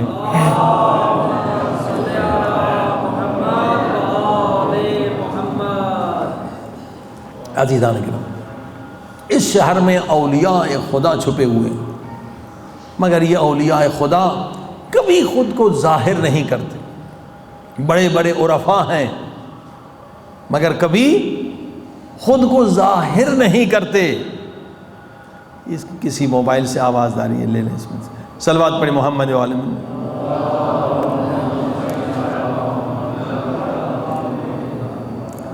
حتیٰ کہ اگر شاگردی میں بھی کسی کو لے لیں تو اس سے وعدہ لیتے ہیں، قسم لیتے ہیں کہ کبھی استاد کا نام نہیں بتانا۔ کیوں؟ بابا یہ اٹھا لو جو آواز کر رہے ہیں، ڈسٹرب کر رہے ہیں۔ صلوات پڑھی محمد و آل محمد۔ یہ شرائط ہوتے اولیاء خدا۔ میں عرض کروں آپ کی خدمت میں، شاید بہت سارے طلبہ جانتے ہوں، کوئٹہ میں جو بیت المقدس کے جلوس میں لوگ شہید ہوئے، ان میں سے ایک ہمارے دوست عزیز آغا منتظری تھے، مہدی منتظری، ہمارے مدرسے میں رہتے تھے۔ کافی پرانی بات، 10-15 سال پہلے انہوں نے مجھ سے کہا کہ خدا کا شکر ہے آغا کہ مجھے ایک استاد مل گیا ہے۔ دیکھیے انسان میں اگر صلاحیت ہو خود بخود استاد اس تک پہنچتا۔ علامہ طباطبائی کہتے ہیں کہ پہلے دن میں نجف میں پہنچا اور پہلے دن سید علی قاضی میرے گھر میں آئے اور مجھے شاگردی میں قبول کر لی۔ صلاحیت ہونی چاہیے، عشق ہونا چاہیے، پیاس ہونی چاہیے، اور حقیقی پیاس۔ انہوں نے کہا کہ آسا مجھے استاد مل گیا ہے مگر اس کا نام میں بتا نہیں سکتا، انہوں نے منع کیا۔ اور استاد نے پہلا عمل یہ بتایا ہے کہ اپنی زندگی کی ساری نمازیں دوبارہ پڑھیں، کیونکہ وہ حضور قلب کے بغیر تھیں، مراقبے کے بغیر تھیں۔ پوری نمازیں دوبارہ پڑھیں۔ استاد بھی کامل ہوتا ہے تو یہی کہتا ہے، اور استاد کو بھی پتا تھا ان کی عمر اتنی مختصر ہے، ان کو شہادت ملنی ہے۔ اور پھر جب کوئٹہ میں عاشور کے دن 80 کے قریب مومنین شہید ہوئے تھے، ہم لوگوں نے حکومت کے خلاف مظاہرے کیے، ہم جیل میں چلے گئے تھے۔ جیل سے ہم جب واپس آئے تو یہی شہید آغا منتظری کوئٹہ کے کہنے لگے کہ آغا آپ نے جیل میں تکلیف دیکھی ہے، تو میں نے اپنے استاد سے اجازت لی ہے، پہلے اجازت نہیں تھی، میں آپ کو اپنے استاد سے ملانا چاہتا ہوں۔ میں نے کہا یہ ہماری خوش نصیبی ہے، کسی ولی خدا کی زیارت کریں۔ ہمیں لے گئے اور وہ بڑی اچھی ملاقات تھی، نورانی ملاقات تھی۔ استاد کون تھے؟ کیونکہ وہ گزر گئے، ان کا نام بتانا کوئی حرج نہیں، آیت اللہ پہلوانی، ان کی قبر یہیں پر حرم میں ہے۔ کچا سا مکان بالکل ٹوٹا پھوٹا، اور ہم گئے تو لباس انہوں نے جو پہن رکھا تھا پشم کا، اتنا جو چبھتا ہے، گرمی کا موسم تھا کہ ہم میں سے کوئی شاید پہن نہ سکے، وہ لباس پہنا ہوا تھا۔ اور ہمیں جو انہوں نے بٹھایا وہ کیا تھا، وہ دو جو سیڑھیاں نہیں ہوتی اوپر چڑھنے کے لیے، کچی سیڑھیاں تھیں، اس سیڑھیوں پر بوری رکھی ہوئی تھی۔ کہا آپ یہاں بیٹھے، میں نیچے بیٹھ جاتا۔ ہم نے کہا کہ بھائی یہ کیسے ہو سکتا ہے، یہ تو گستاخی ہو جائے گی۔ کہا میرا طریقہ کار یہی ہے۔ عجیب عالم ربانی، یہ چھپے ہوتے ہیں یہاں پر، ہزاروں آج بھی ہوں گے، خود کو ظاہر نہیں کرتے۔ بہرحال عمر تھا، عمر فوق الادب، ہم بیٹھ گئے، چند سوالات ہم نے کیے۔ ہم نے کہا اب ہمیں اپنی شاگردی میں لے لیں۔ کہا میرا وقت ختم ہو گیا۔ اس کے 6 مہینے بعد انتقال کر گئے، اور میں نے زندگی میں 18 یا 16 کا شاگرد بنائے ہیں، ان میں سے ایک کا نام بتا دیتا ہوں۔ ہم نے کہا ہم افریقہ جا رہے ہیں، ہمیں کوئی نصیحت کریں، کیونکہ بحث مراقبے پہ ہو رہی ہے۔ یہ تھی کہ ولی خدا کا جملہ سنیں۔ یہ کہتے ہیں ولی خدا کہ جملے میں کتنا نور ہے۔ ہم نے کہا ہم جا رہے ہیں افریقہ تبلیغ کرنے کے لیے، قبلہ کچھ نصیحت کریں۔ تو فارسی میں کہا کہ من به شما خدا می سپارم و خدا را به شما می سپارم۔ اب پہلا جملہ تو آسان ہے، لیکن اصل وہ کوزے میں دریا کو بند کیا ہے دوسرے جملے میں۔ کہا میں تمہیں خدا کے حوالے کر رہا ہوں اور خدا کو تمہارے حوالے کر رہا ہوں۔ اب یہ جملہ سمجھنے کا ہے۔ یہ تو سب کہتے ہیں خدا کے حوالے، کہتے ہیں میں تمہیں خدا کے حوالے کر رہا ہوں مگر خدا کو تمہارے حوالے کر رہا ہوں۔ مقصد یہ کہ مراقبے میں رہنا، خدا کے حضور میں گناہ نہ کرنا، یہ ہے مراقبہ، اصل سعادت مراقبہ۔ عزیزو اگر مراقبہ نہیں، انسان مردہ ہے، چاہے کتنا بھی عالم بن جائے، بے ادب ہوگا جس کے پاس مراقبہ نہیں ہوگا۔ مراقبے کا پہلا پھل ادب ہے. ادب انشاءاللہ کل اس پہ گفتگو بھی ہوگی کہ ادب کتنا اہم ہے. با ادب وہی ہوتا ہے جو حالت مراقبے میں رہتا ہے. جو غفلت میں ہے وہ مراقبے میں نہیں. غفلت مراقبے کی ضد ہے.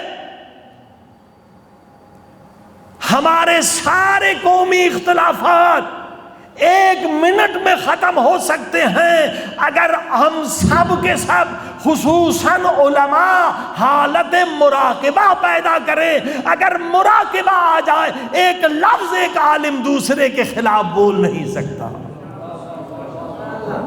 ہم کیوں بولتے ہیں غافل ہیں غافل؟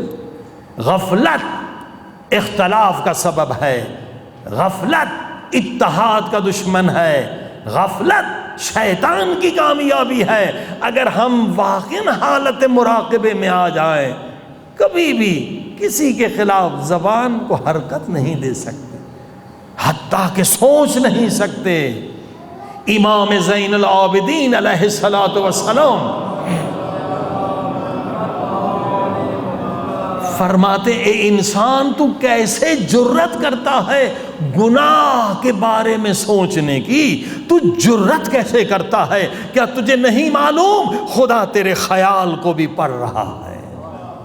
گناہ کا خیال کیسے لاتا ہے انسان؟ گناہ کا خیال لانا بھی بے ادبی ہے کہ گناہ کا خیال لوگ تو نہیں سمجھتے مگر خدا تو سمجھتا ہے، اہل بیت تو سمجھتے. حضرت عیسیٰ علیہ السلام فرماتے ہیں کہ میں یہ نہیں کہتا گناہ نہ کرو، میں یہ کہتا ہوں گناہ کا خیال بھی نہ کرو. گناہ کا خیال بھی نہ کرو. فرمایا کیوں؟ فرمایا اگر آگ نہ لگے، گناہ آگ ہے، اگر آگ نہ لگے تو ساختمان بلڈنگ تو محفوظ رہے گی، لیکن صرف دھواں اٹھتا رہے تو پوری بلڈنگ کو کالا کر دے گا. تو اگر تم گناہ نہ کرو مگر صرف گناہ کا خیال کرو تب بھی یہ گناہ کا خیال تمہارے دلوں کو کالا کر دے گا، سیاہ کر دے گا، نجس کر دے گا.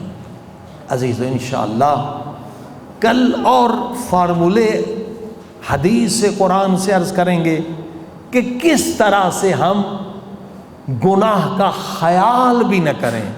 اور مکمل آزادی تب ہوگی جب ہم خیال پہ کنٹرول کر لیں. مکمل مومن اس وقت بنیں گے جب ہمارے پاس بریک ہو کہ گندے خیال کو روک سکیں اور گندے خیال کو نیک خیال سے بدل سکیں. اگر یہ طاقت ہمارے پاس نہیں ہے تو ہم ابھی تک آزاد نہیں ہیں اور ابھی تک ہم حقیقی مومن نہیں ہیں. صلوات پڑھیں محمد وعلیہ.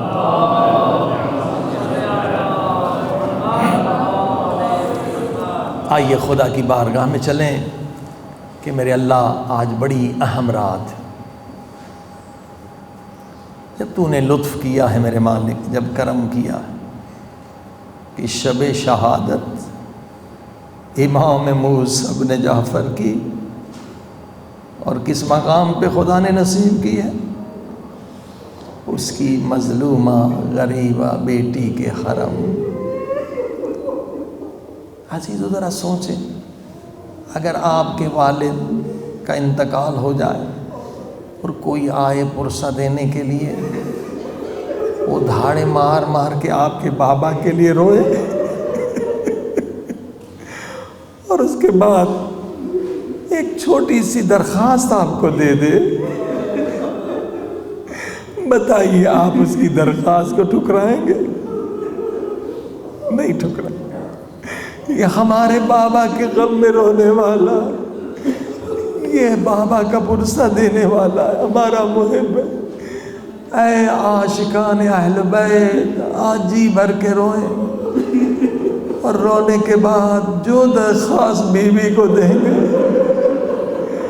بیوی ہم آپ کے بابا کے عزادار، ہمارے گناہوں کو نہ دیکھیے بیوی، بیوی بابا کی مظلومیت کو دیکھیں. آج ہم پہ خصوصی کرم کیجئے. اللہ بی بی کی بڑی طاقت ہے، بی بی کی بڑی قدرت ہے۔ بی بی اگر ہم گناہگار ہیں تو وہ گناہ کی عادت کو آپ بدل سکتے۔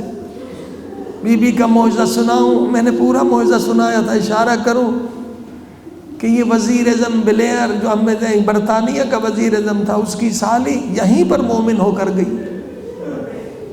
بی بی نے اپنی زیارت کرائی اور کہا یو آر ان پیس، تم سلامتی میں ہو، تم مسلمان ہو۔ اور وہ سالوں سے شراب پیتی تھی، کہتی بی بی نے ایسی نظر کرم کی کہ جب میں نے شراب کو منہ لگایا مجھے الٹی آ گئی۔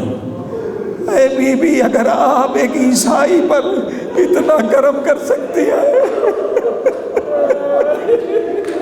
ایک شرابی کو شراب سے نفرت دلا سکتی ہے، اے بی بی، یہ سارے خاندانی آپ کے غلام و نوکر ہیں، یہ سارے بچپن سے آپ کے آزادار۔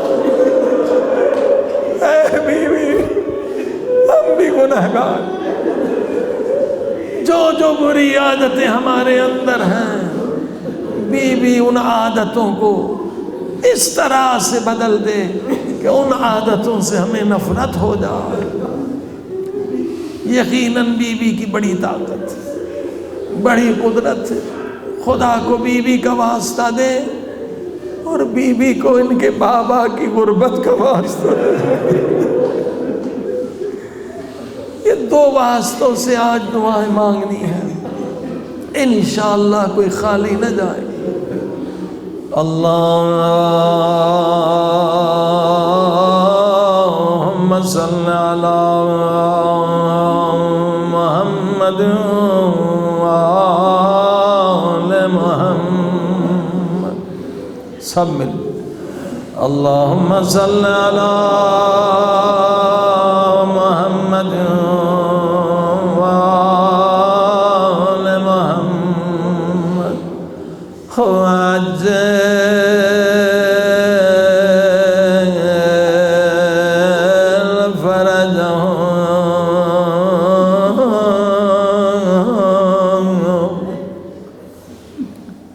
وجل فرجہم، یعنی امام زمانہ کو پہلے پرسا دے۔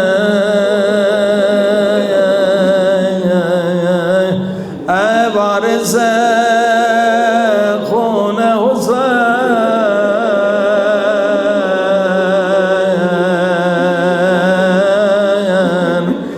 مہدی مولا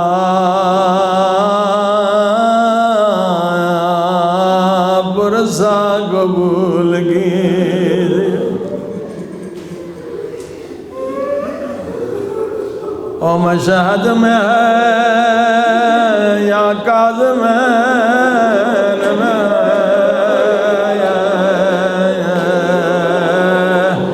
یا معصومہ کم کے حرم میں،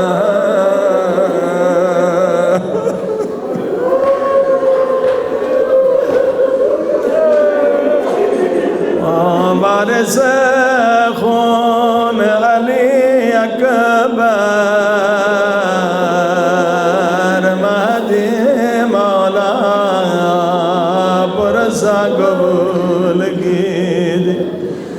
اے وارث خون علی اصغر،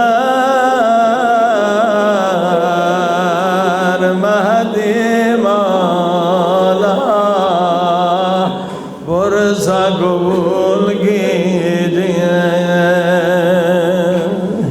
اب سب مل کے ہاتھوں کو بلند کریں، خدا کو واسطہ دیں 10 مرتبہ، یا غفار یا غفار یا غفار، بلند، یا غفار یا غفار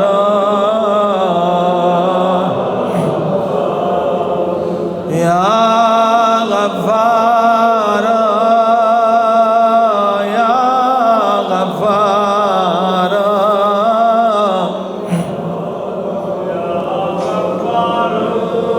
سب مل کے یا غفار یا غفار یا غفار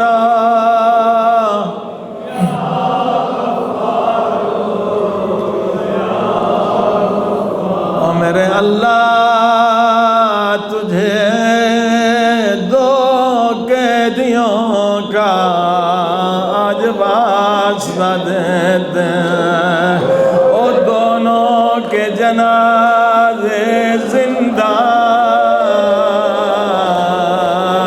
زندان سے باہر آئے عزاداروں سمجھ گئے ہوں گے ایک امام موسیٰ بن جعفر مگر دوسرا قیدی کون ہے آئے دوسری قیدی سکینہ ہے زندان شام ہے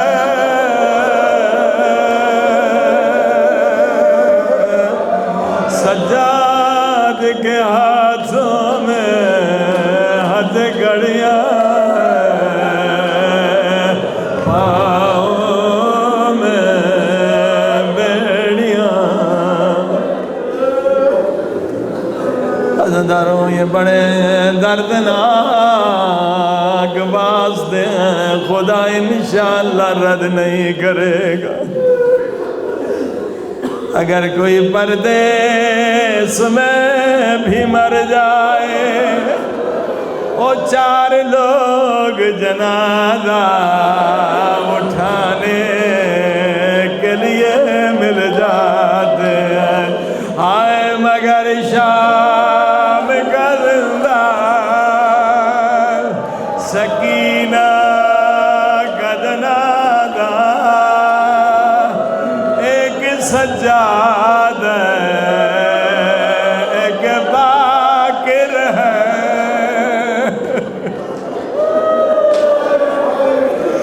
ایک سجاد ہے ایک امام باقر ہے آزاد نہیں معلوم کس طرح سے سکینہ کا جنازہ قبر میں اتارا ہوگا آئے باقر کی عمر 5 برس کی ہے 5 برس کی ہے میرے اللہ ان قیدیوں کے صدقے آج توبہ کی رات ہے بخشش کی رات ہے مانگنے کی رات ہے میرے اللہ میرے ان گناہوں کو بخش دے جن گناہوں نے مجھے امام زمانہ کی زیارت سے محروم کر دیا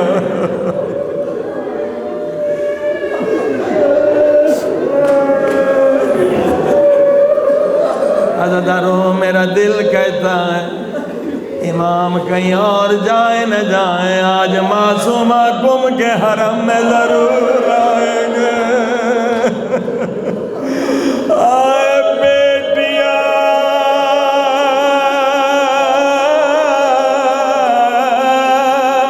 باپ کے غم میں زیادہ دکھیاری ہوتی ہے بیٹیاں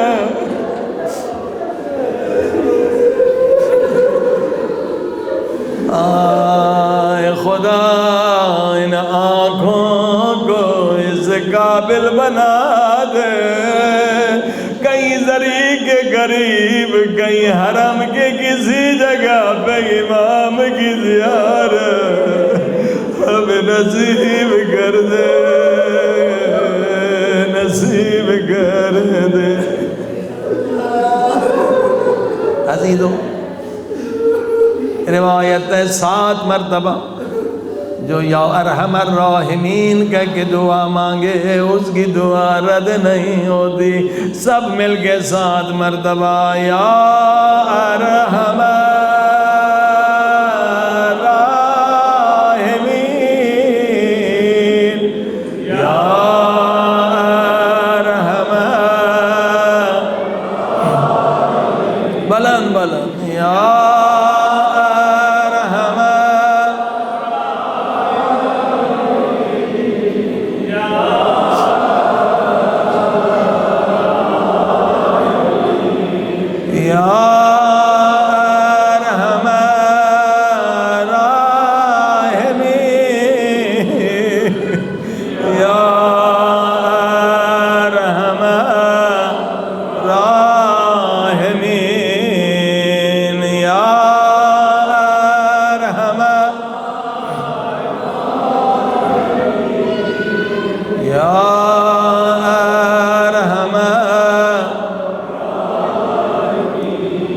آج یہ بھی دعا مانگ لیں خدا میرے بدن میں طاقت نہیں کہ عذاب قبر کو برداشت کر سکوں. اے خدا میرا بدن ضعیف، میں دنیا کے بچھو سانپوں کو برداشت نہیں کر سکتا. کہ میرے اللہ میں قبر کے بچھو کو کہاں سے برداشت کر. پیارے پاک نبی فرماتے ہیں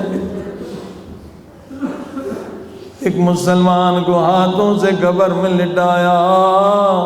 پیارے پاک نبی نے فرمایا اس کے جنازے میں فرشتے آئے. ہمیشہ سورہ قل واللہ احد پڑھتا تھا، اس وجہ سے فرشتے ہزاروں فرشتے آئے. لیکن جب قبر بند ہو گئی رسول خدا کے آنکھوں میں آنسو آ گئے. اصحاب نے پوچھا اللہ کے رسول کیوں رو رہے؟ فرمایا جو میں دیکھ رہا ہوں تم نہیں دیکھ رہے ہو، جو میں سن رہا ہوں وہ تم نہیں سن. اس وقت اس بیچارے مسلمان کو قبر فشار دے رہی ہے، اس کی ہڈیاں ٹوٹ رہی ہیں، اس کی پسلیوں کے ٹوٹنے کی آواز میں پیارا نبی اللہ کے پیارے نبی سن رہے. اللہ سب رونے لگے. اللہ کے رسول یہ تو بڑا نیک تھا. فرشتے اس کے جنازے میں آئے، آپ نے فرمایا اپنے ہاتھوں سے قبر میں لٹایا. کتنی سعادت. پھر بھی قبر فشار دے رہی، ہماری سمجھ میں نہیں آتا. فرمایا لوگوں مسلمانوں اللہ کے جتنے گناہ کیے ہیں خدا جلدی معاف کر دیتا مگر بندوں پہ ظلم نہ کیا کرو. حقوق الناس بڑے سخت ہے، وہ خدا معاف نہیں کرتا. خدا عادل، اگر کسی کو ایک تماچا بھی مارا ہے جب تک وہ معافی نہ کرے اللہ معاف نہیں کرے. میرے اللہ کے رسول اس نے کیا گناہ کیا؟ فرمایا یہ اپنی بیوی سے بد اخلاق تھا. فرمایا جو شوہر بیوی سے بد اخلاق ہوگا یا جو بیوی شوہر سے بد اخلاق ہوگی وہ قبر کے فشار سے بچ نہیں سکتی. او میرے اللہ، صرف بد اخلاقی کی سزا، ہڈیوں کا ٹوٹنا، پسلیوں کا ٹوٹنا. او میرے اللہ اگر میرے دانت میں درد ہو جائے میں پوری رات سو نہیں سکتا، میں پسلیوں کے ٹوٹنے کو کیسے برداشت کر سکوں گا؟ او میرے اللہ مجھ میں طاقت نہیں ہے فشار قبر کو برداشت کرنے کی. آج معصومہ کے حرم میں ہوں، آج معصومہ کا تجھے واسطہ دیتا ہوں. آج مظلوم امام موسیٰ بن جعفر کا واسطہ دے کر فریاد کر رہا ہوں یا رب رحم ضعف بدنی، یا رب رحم ضعف بدنی. سب مل کے یا رب رحم. یعنی کیا مان معانی ہے اس جملے کی، اے خدا میرے بدن پہ رحم فرما، قلم رحمت سے لکھ دے۔ اے امام موسیٰ بن جعفر کے عزادارو، امام کے صدقے میں نے تمہارے جسموں پہ عذاب کو حرام کر دیا۔ اے خدا آج یہ دعا سب کی قبول کر لے، ہمیں عذاب آخرت سے بچا لے۔ سب مل کے دو جملے کہیں، یا ارحم الراحمین، پھر جواب دیں یا اکرم الاکرمین۔ سب مل کے یا ارحم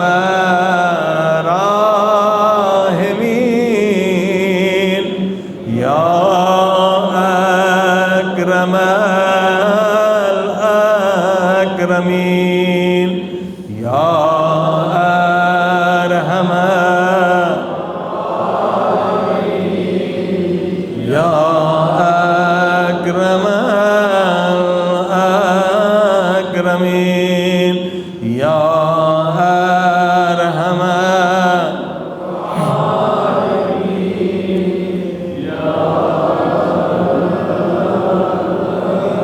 کیا ترجمہ؟ اے خدا تجھ سے بڑھ کر کوئی رحیم نہیں، تجھ سے بڑھ کر کوئی کریم نہیں۔ اے خدا جب اپنے رحم و کرم سے ہم سب کے گناہوں کو بخش دے۔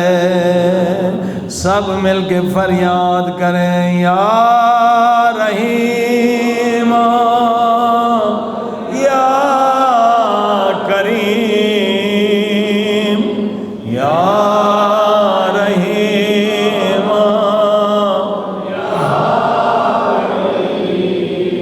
یا رحیم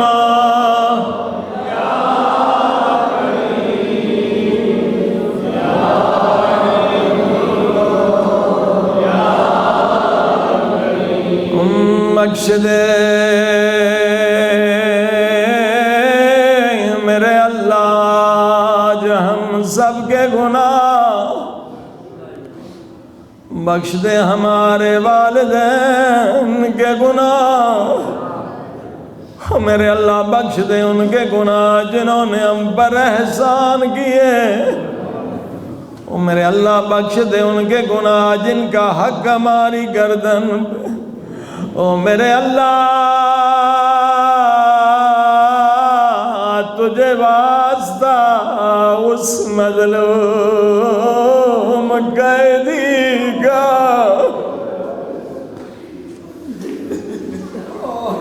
او جس نے 14 سال قید گزاری، عزاداروں کیسی قید تھی۔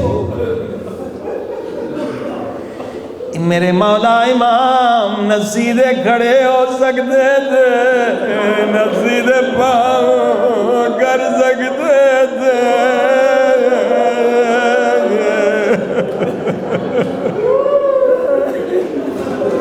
کوئی معمولی قید نہ تھی،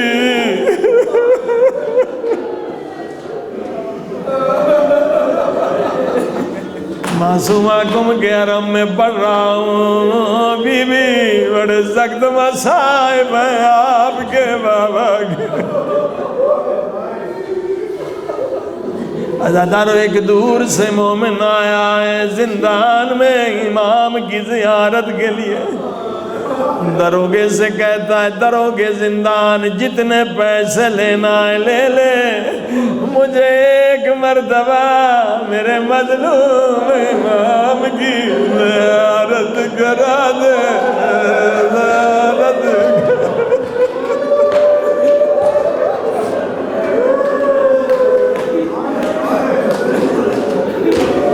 دروگہ زندان کہتا ہے اس کھڑکی سے جا کے دیکھ، اس زندان کے تہ خانے میں تیرے امام ہے۔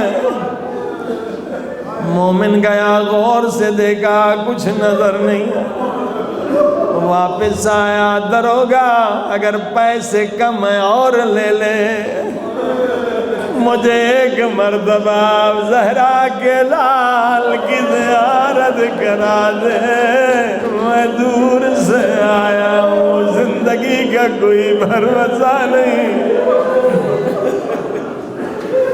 کہتا اسی کھڑکی میں جا کے دوبارہ دیکھ، اسی میں تیرے امام ہے۔ دوبارہ گیا، کچھ نظر نہیں آیا۔ کہتا مجھ سے مذاق نہ کر، جو مانگنا ہے مانگ لے، مجھے مولا کی زیارت کر۔ کہ اسی جگہ تیسری مرتبہ غور سے دیکھ، تیری آنکھیں عادی ہو جائیں، اندھیرا ہے۔ بڑی دیر تک دیکھتا رہا، پھر واپس آیا، کہنے لگا دروگا جھوٹ نہ بول، کئی دیر تک میں نے دیکھا، مجھے ایک چادر کے سوا کچھ نظر نہیں آیا، کچھ نظر نہیں آیا۔ دروگا کہتا اسی چادر کے نیچے او تیرا قیدی امام۔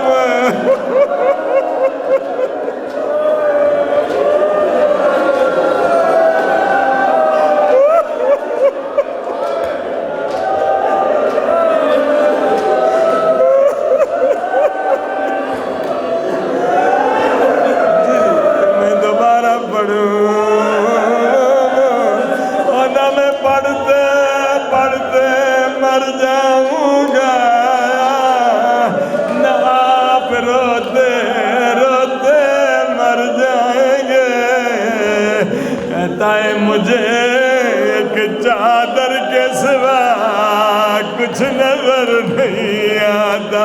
دروگا کہتا ہے زندہ نے تیرے امام کا گوشت گلا دیا ہے،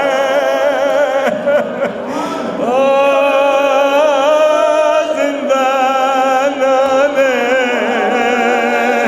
تیرے امام کا بدل گلا دیا ہے۔ اللہ اکبر۔ او میرا سلام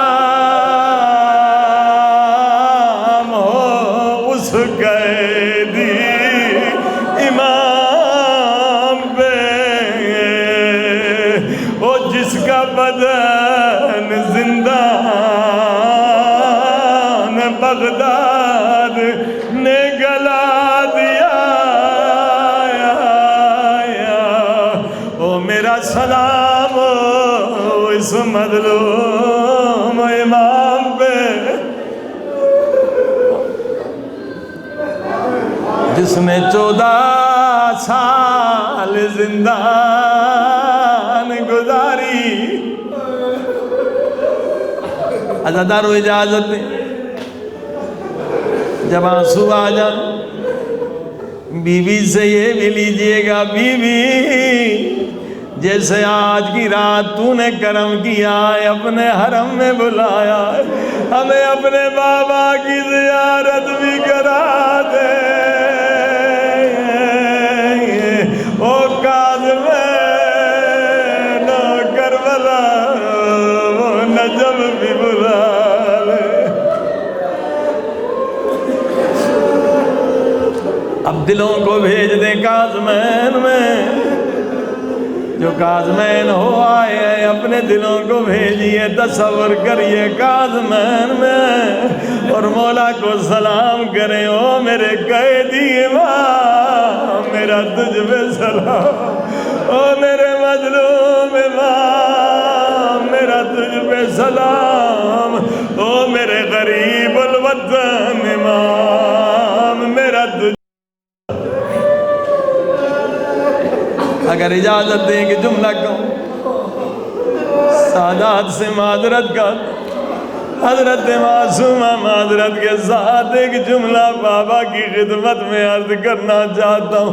او میرے مولا امام موسیٰ بن جعفر، میرے ماں باپ آپ پر فدا، میری اولاد آپ پر فدا، او میری جان آپ پر فدا۔ مولا بڑے مظلوم ہیں، 14 سال قید گزاری ہے مولا، مگر اللہ کا شکر ہے کہ زندان میں کوئی بہن یا ماں وہ آپ کے ساتھ نہ تھی۔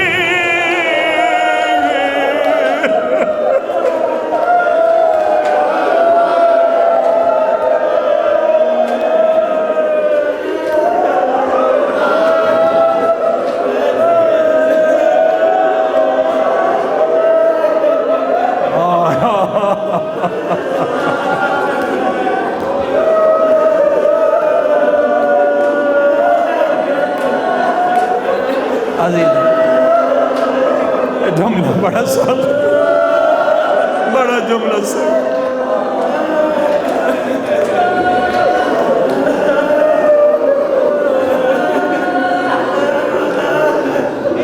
عزیزو، یہ جملہ یہاں اتنا اثر نہیں کرتا،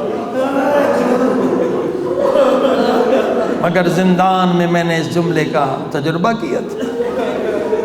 25 محرم سید سجاد کی شہادت، ہم کوئٹہ کے زندان میں تھے، یہ بندہ حقیر اور ایک مومن، ہم نے مجلس بپا کی، صرف میں نے ایک جملہ کہا، ہم 15-20 منٹ تک روتے رہے۔ میں نے کہا بھائی اے مومن، ہم جیل میں، مگر شکر ہے ہماری بہن ماں زندان میں نہیں ہے، اور میں قربان جاؤں سجاد کی غربت میں، او پھپھیاں مائیں بہنیں اور کھلے سر زندان شام۔ اللہ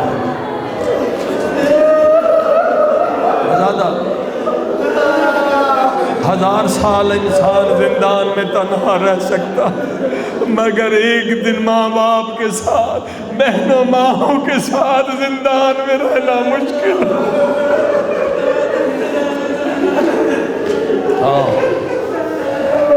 ہاں، اسی لیے کسی معصوم کا جملہ نہیں، کسی نبی پیغمبر کا جملہ نہیں، جملہ جب یاد کریں گے نا گھر پہ بستر پہ بھی آنسو آ جائیں گے۔ کسی معصوم نے جملہ یہ نہیں، میں قربان جاؤں یہ جملہ کہا ہے تو بیمار سجاد نے، ہاں میں قربان جاؤں جب شام کی بازار آئی اور ہزاروں بدماشوں میں نبی کی نواسیاں، علی کی بیٹیاں، اور ہاتھ گردن کے پیچھے بندھے ہوئے،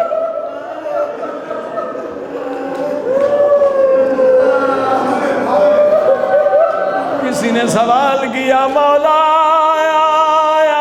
سب سے زیادہ مصیبت کہاں دیکھی؟ سوال ہی سمجھا، امام کہیں گے جب علی اکبر کے سینے پہ برچھی لگی وہ بڑی مصیبت، امام نے کہا وہ مصیبت تھی مگر بڑی مصیبت۔ مولا جب علی اصغر کی ننھے سی گردن پہ تیر لگا مصیبت بڑی تھی مگر بب سے بڑی مصیبت نہیں۔ او مولا جب عباس کے بازو گرے حسین نے کہا میری کمر ٹوٹ گئی، مولا یہ بڑی مصیبت. فرمایا سب سے بڑی مصیبت نہیں. او مولا جب 70 قدم پہ بہن دیکھ رہی تھی اور شمر ملون خنجر چلا رہا تھا، کیا یہ بڑی مصیبت؟ فرمایا مگر سب سے بڑی مصیبت. مولا جب لاشوں پہ گھوڑے دوڑے، لاش پامال ہوئی، فرمایا یہ بھی سب سے بڑی. مولا خود بتائیے سب سے بڑی مصیبت کیا؟ تو امام نے ٹھنڈی سانس لی، رو کے فرمایا الشام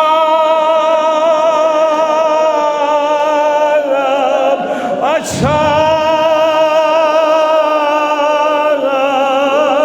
الشام. عزادارو کربلا میں یہ جملہ نہیں کہا، شام میں کہا. سنیں گے کیا جملہ کہا؟ او امام جب شام کی بازار میں آئے، آسمان کی طرف ٹھنڈی سانس لے کے فرمایا او کاش میری ماں نے مجھے پیدا نہ کیا ہوتا.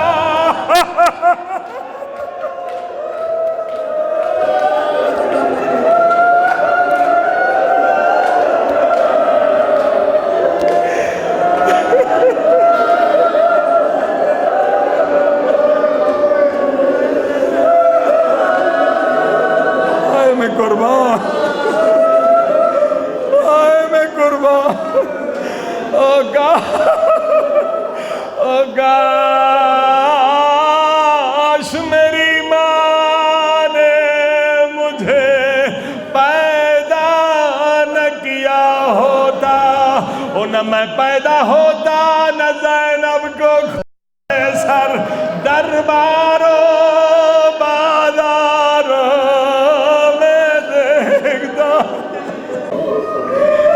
آج خدا کے در پہ بھی گداگر ہیں اور بی بی معصومہ کے در پہ بھی گداگر. اور میرے اللہ دیکھ لے ہم سب خالی ہاتھ آئے ہیں. اور میرے اللہ دیکھ لے خالی ہاتھ. تیرے در پہ خالی ہاتھ آنا عیب نہیں، مگر تیرے در سے خالی ہاتھ جانا او بڑا عیب ہے، بدبختی ہے. میرے اللہ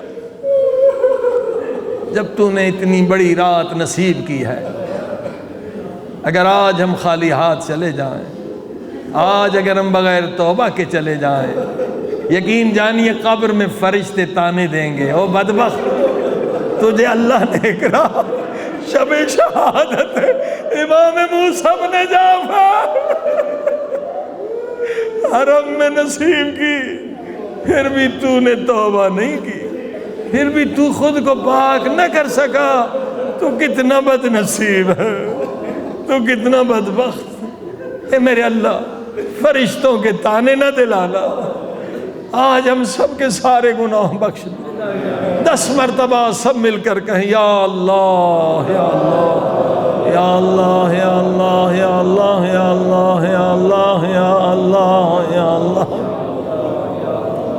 یا رحمان یا رحیم یا مقلب القلوب ثبت قلوبنا على دينك ولا تزغ قلوبنا بعد إذ هديتنا وهب لنا من لدنك رحمة انک انت الوہاب برحمتک یا ارحم الراحمین. اے میرے اللہ اس توبہ حضاری کے بعد امام معصوم کی شہادت اور معصومہ کا حرم، اس توبہ حضاری کے بعد پھر ہمیں گناہ کی طرف جانے نہ دینا.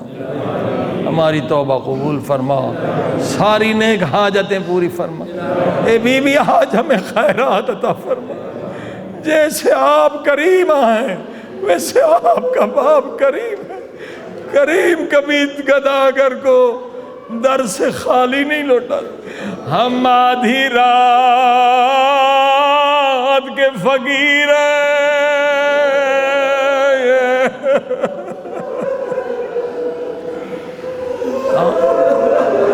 بزرگوں سے سنا ہے آدھی رات کو فقیر کو خالی نہ لوٹایا کر. بی بی دور دور سے فقیر آئے کسی کو نہیں معلوم آئندہ سال زندہ رہیں گے یا یہ آخری رات اللہ نے نصیب کی۔ بی بی آپ کریمہ ہیں، پہلے بھی آپ نے کرم کیا تھا، آج بھی آپ کرم کریں، ہم گداگروں کو خیرات دیتے۔ عزیزو، آسٹریلیا سے ایک مومن کا بچہ بالکل ڈاکٹروں نے لا علاج کر دیا۔ میں نے اس سے وعدہ کیا تھا آج مجلس پڑھیں گے حضرت معصومہ کے ہاں، موسیٰ بن جعفر باب الحوائج ہے، انشاءاللہ مومنین سے درخواست کریں گے۔ ڈاکٹروں نے لا علاج کیا ہے، مگر ہمارے پاس ایسا ڈاکٹر ہے جو لا علاج مریضوں کا علاج کرتا ہے، وہ موسیٰ بن جعفر ہے، معصومہ کم ہے۔ سب مل کے اما یجیب پڑھیں، خدا اسے دوسری زندگی عطا کرے۔